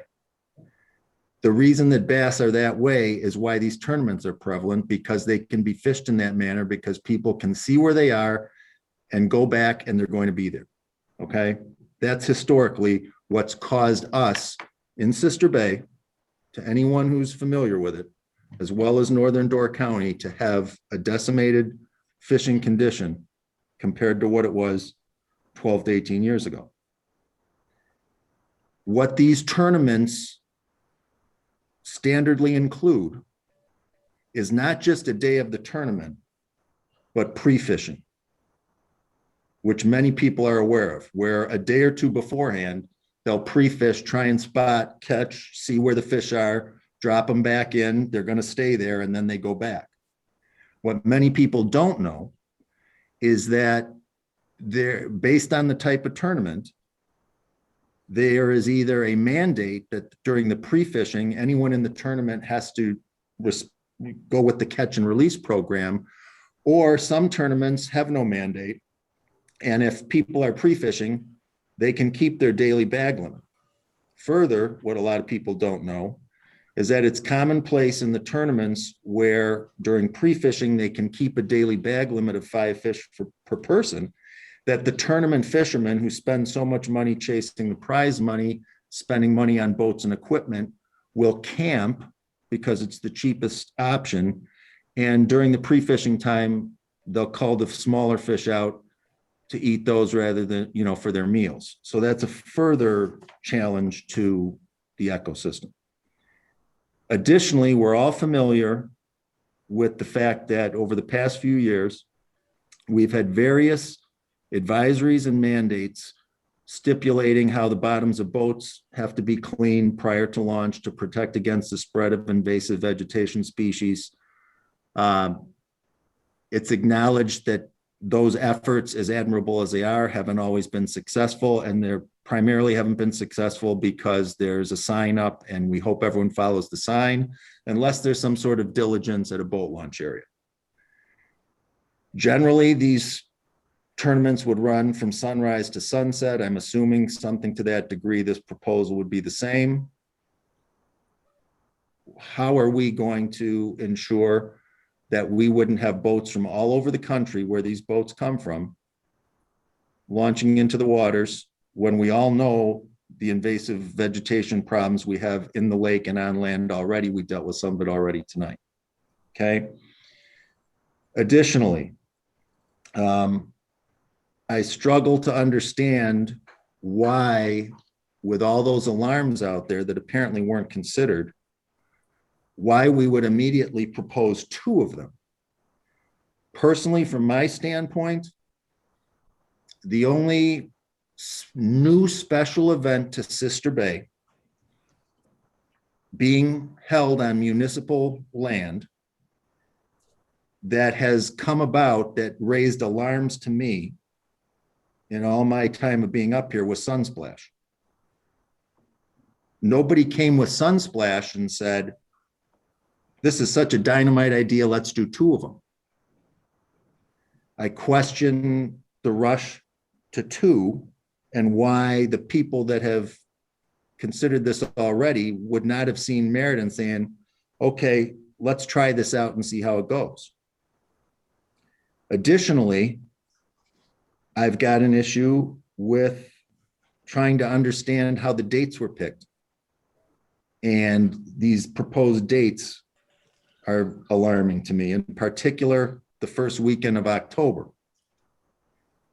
As any of us who have been involved in anything from SBAA to tourism zone to managing lodging and other businesses, we have seen the first weekend in October over successive years become increasingly more popular with day traffic and day traffic that lends to stay over lodging business, in part because our generational guests who still want that fall color, fall drive experience in increasing numbers don't want the hassle of the festival weekends attached to it.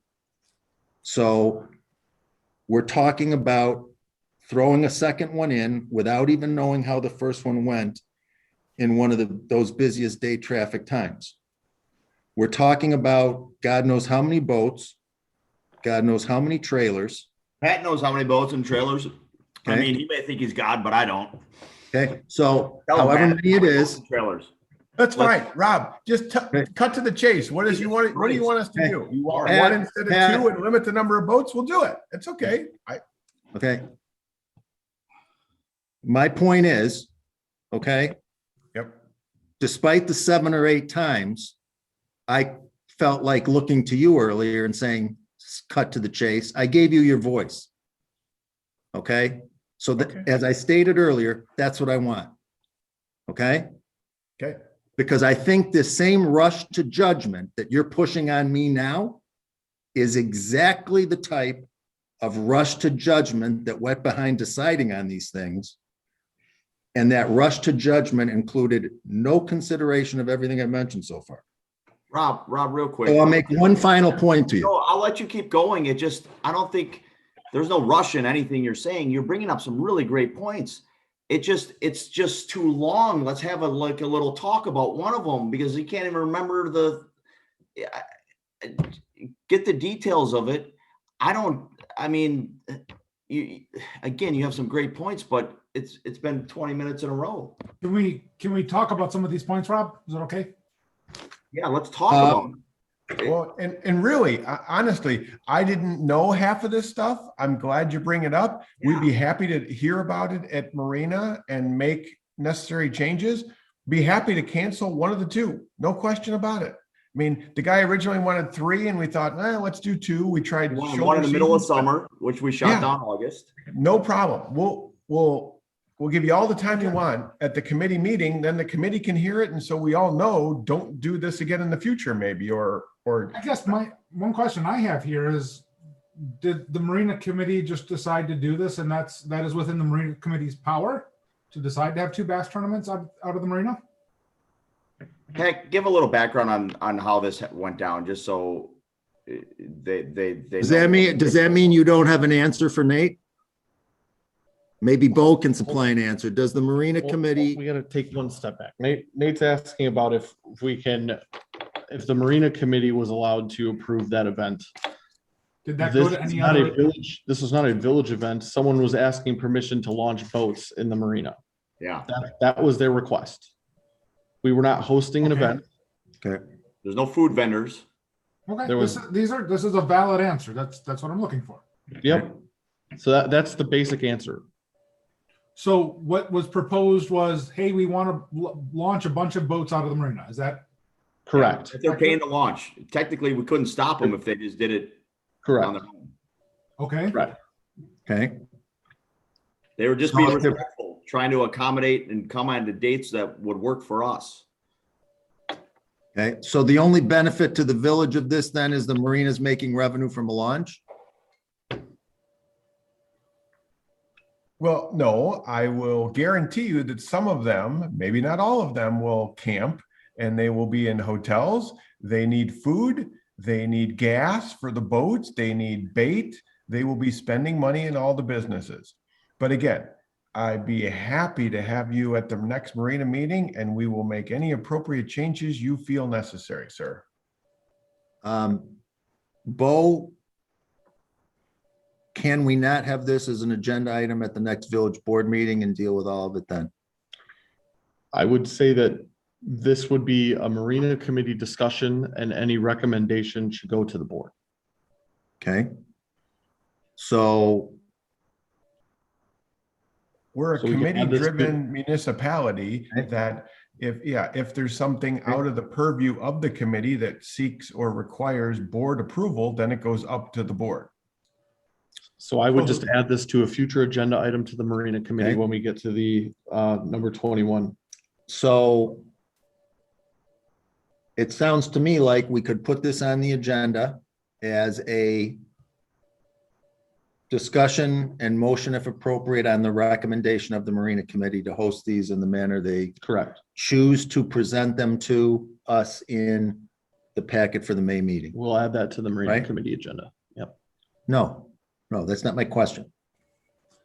My question is, I thought I heard someone say it would be permissible to have, just like we've had discussion on this request, relate and a motion if necessary for all these items, that we would head into the May board meeting with one of the board meeting agenda items to be a discussion on the recommendation from the Marina Committee that we hold these tournaments in the manner in which they're going to present the details to us in the packet. Would it Well, make I guess sense then, if- so SBA, we're gonna have, every time there's the Easter show or swime or anything else, that we're gonna get a detailed and the board is gonna approve everything that SBA does? No, that's, if I Parks could, does do that, Pat. Okay, I'm sorry, who does that? Parks. Oh, the committee. that- Okay, so that would, so to again, if I we're can a answer my question- committee-driven organization. We asked Bo if it's okay. Bo said yes. If somebody's got a problem, we can bring it up again, but I don't think we need to over scrutinize things. If you feel there's things we need to modify or change, fine. But I don't think, This- Well, let me just be very blunt about, I think what I hear Rob's concern is, I guess I'm a little concerned that there were two additional, I don't know, for lack of a better term, festivals going in. Now, when you're framing it to say, hey, they're launching a bunch of boats, that's a little different than having a tournament, but there's somewhere in that area. Yeah, we don't need to find out about every 10 boats getting launched, but at some point when there's a tournament coming into the village, that should get escalated up, in my opinion, but that's a matter of finding that middle ground there, because yeah, you should launch boats at the marina without getting permission. Okay, so how many boats, and I'm not trying to be a jerk here. I'm just trying to gauge the sense. And on any given Saturday, we probably launch 50 boats. I guess if there's So- an organized boat launch is how I would define it, just to try and that's how I would look at that. If there's an organized group activity. So just a little background here too, like Dave pulled up the launch numbers. Pat asked him to, Bo asked him to, whoever asked him to. I wasn't leading any of this, but I was listening to it all. It seemed like a pretty low impact amount of boats. It wasn't like we're having a, like trying to have a festival or any other events going on. They wanted it to be launched in Wade at the one place because that's just how they got to be.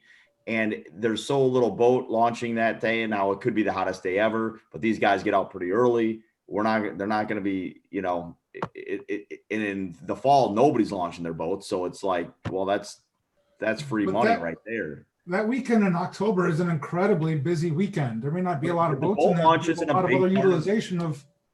Boat launching is not a big part of anything that weekend, you know? It just, we looked at the Marina Impact and because we didn't want a bunch of boats coming in there. They wanted to come in August. We're like, well, that's just not possible. Well, I guess I would just say we're a village with a marina, not a marina with a village, and I'll stop it there. Okay, so I'll go back to my regular question. So when you say an organized event, if 10 boats, 20 boats, 50 boats, what would be a amount that you'd go, ooh, wait a minute, we would want to know about that? Denise?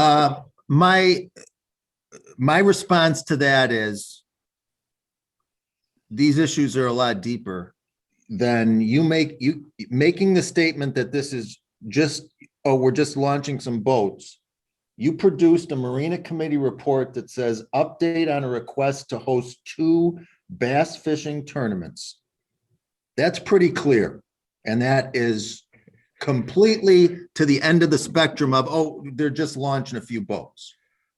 Okay, again, I'll be. Oh, Let him Happy give to- his update. Let him just give his update on what's happening, and then you guys can hear it.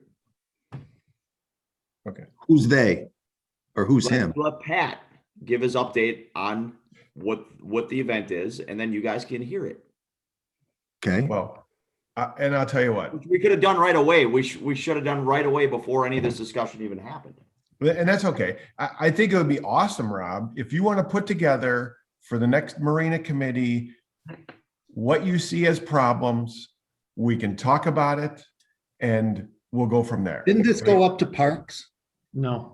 No, Did this go up to Parks or no? Doesn't go to Parks. no, it doesn't go to Parks. Okay. The Marina, and the Marina actually works a little differently. It's an enterprise fund and, you know, so it kind of runs its own thing and correct me if I'm wrong, Bo and or Tasha, okay? It is separate in many respects from the village. Not to say in any way, shape or form that this board does not supersede the Marina Committee. It absolutely does. If this board feels we shouldn't have bass tournaments, that's how the board decides. Absolutely, the Marina Committee will follow that recommendation. So if the board, let me jump in there. If you're making the statement that the board supersedes the Marina Committee, Yep. and I asked previously why we couldn't, as a next step, move to this topic as an agenda item on the next board meeting to have that discussion in that forum, giving you the opportunity to put together whatever details you think are going to sway the board to endorse this, because quite frankly, there are no details, and I think I've raised sufficient questions for starters as to what some of those details may or may not be, then it sounds to me like what you're saying, Pat, endorses what I said. Okay. You may not like it. Do you want us to make money at the Marina or do you want the Marina to go under? We get all kinds of people from across the lake that come. So on every weekend, we got 50 boats, 100 boats, 200 boats launching. Just because you put the name fishing tournament one day, here's for starters, what I would like is for you to really take a step back and think, do you actually think I would believe, or anyone else on this board would believe, that the revenue you would generate from one or two of these events is going to make or break the year for the Marina? No, absolutely not. That's my whole point. So It's then- no different. One day event doesn't make any difference. But if one day event you want to know about every day then, because it's no different than any other day. Hey, Pat, could you get back to the story of the tournament? Because I don't think we ever heard you give us the details. We need to make sure we ask a question, then we let Pat talk and we're able to listen to him. Sure. Well, and I'll tell you, so Dave, as the Marina manager, has spoken with this gentleman a couple of times. Initially, it was he wanted 3 Then we said, no, why don't we start with 2, keep it away from the prime season, pick an early and a late. Again, if you want, let us know what you want or don't want, and we will. I'm telling you what I want. I'm How many telling you votes? what I want. I want this as an agenda. I want a agenda item at the next board meeting, a recommendation, a discussion on the recommendation from the Marina Committee to approve the 2 bass tournaments as noted. And then I want details from you Great. in the packet. It's gonna be in the board meeting. On here, Rob, I think Let's you do need it. Wrap this to up. step back a moment and say you need details from the Marina Committee, because Pat may be the chair of the Marina Committee, but we need to respect the committee process and ask, if you're gonna do that, don't point at Pat and say, you need to do that. That's not fair. I thought I said I wanted. I didn't think I I said. don't, you may have misspoke, but I just want to point out you did say that, Okay, intentionally or otherwise. all right. Well, that's what I'm requesting. Does that sound conducive? My request, based on the Marina Chair's statement that he acknowledges that the board supersedes the Marina Committee. My request is that this topic appear as an agenda item at the next village board meeting, which gives the Marina Chair and the full committee time to put together a full detailed analysis that they think is necessary to support the motion during the discussion at the meeting beyond what we have right now, which is 2 bass tournaments have been approved. Okay, great. Now, I'll leave it up to the judgment and the discretion of the Marina Chair and his committee to determine how detailed or not the supporting information needs to be that we receive to review in the packet. That's my request. Okay. Is there a problem with that? No. Okay, so then in bringing closure to the evening, that's how we'll proceed. This topic will be an agenda item on the next village board meeting. At the discretion of the Marina Committee and its chair, they will put together whatever details they want to and get them supplied to us so they're in the packet, and we'll move forward with these discussions on the topic then. Anybody have anything else tonight? Were there any other? Just a whole bottle of Tito's waiting for me. Cheetos? Tito's. All right. Was there any other matters to be placed on the future agenda? We have a list. We would have the committee reports that we didn't go over. Yep. That For would the be next meeting. Yeah, that would be it. Yep, that rolls over. Okay. All right. Do we have a motion for adjournment? I make that motion. Motion by Berto. Do we have a second? I'll second. Second by Kadanko. All those in favor? Aye. Aye. Aye. Opposed? Motion to adjourn carried. Thank you very much, everybody. Oh, Janelle, Tasha, Heidi, thank you for all your good work there. Yeah. Thanks, guys. Thank Thanks, you all. everyone. Janelle, can you cut the recording so I can close it?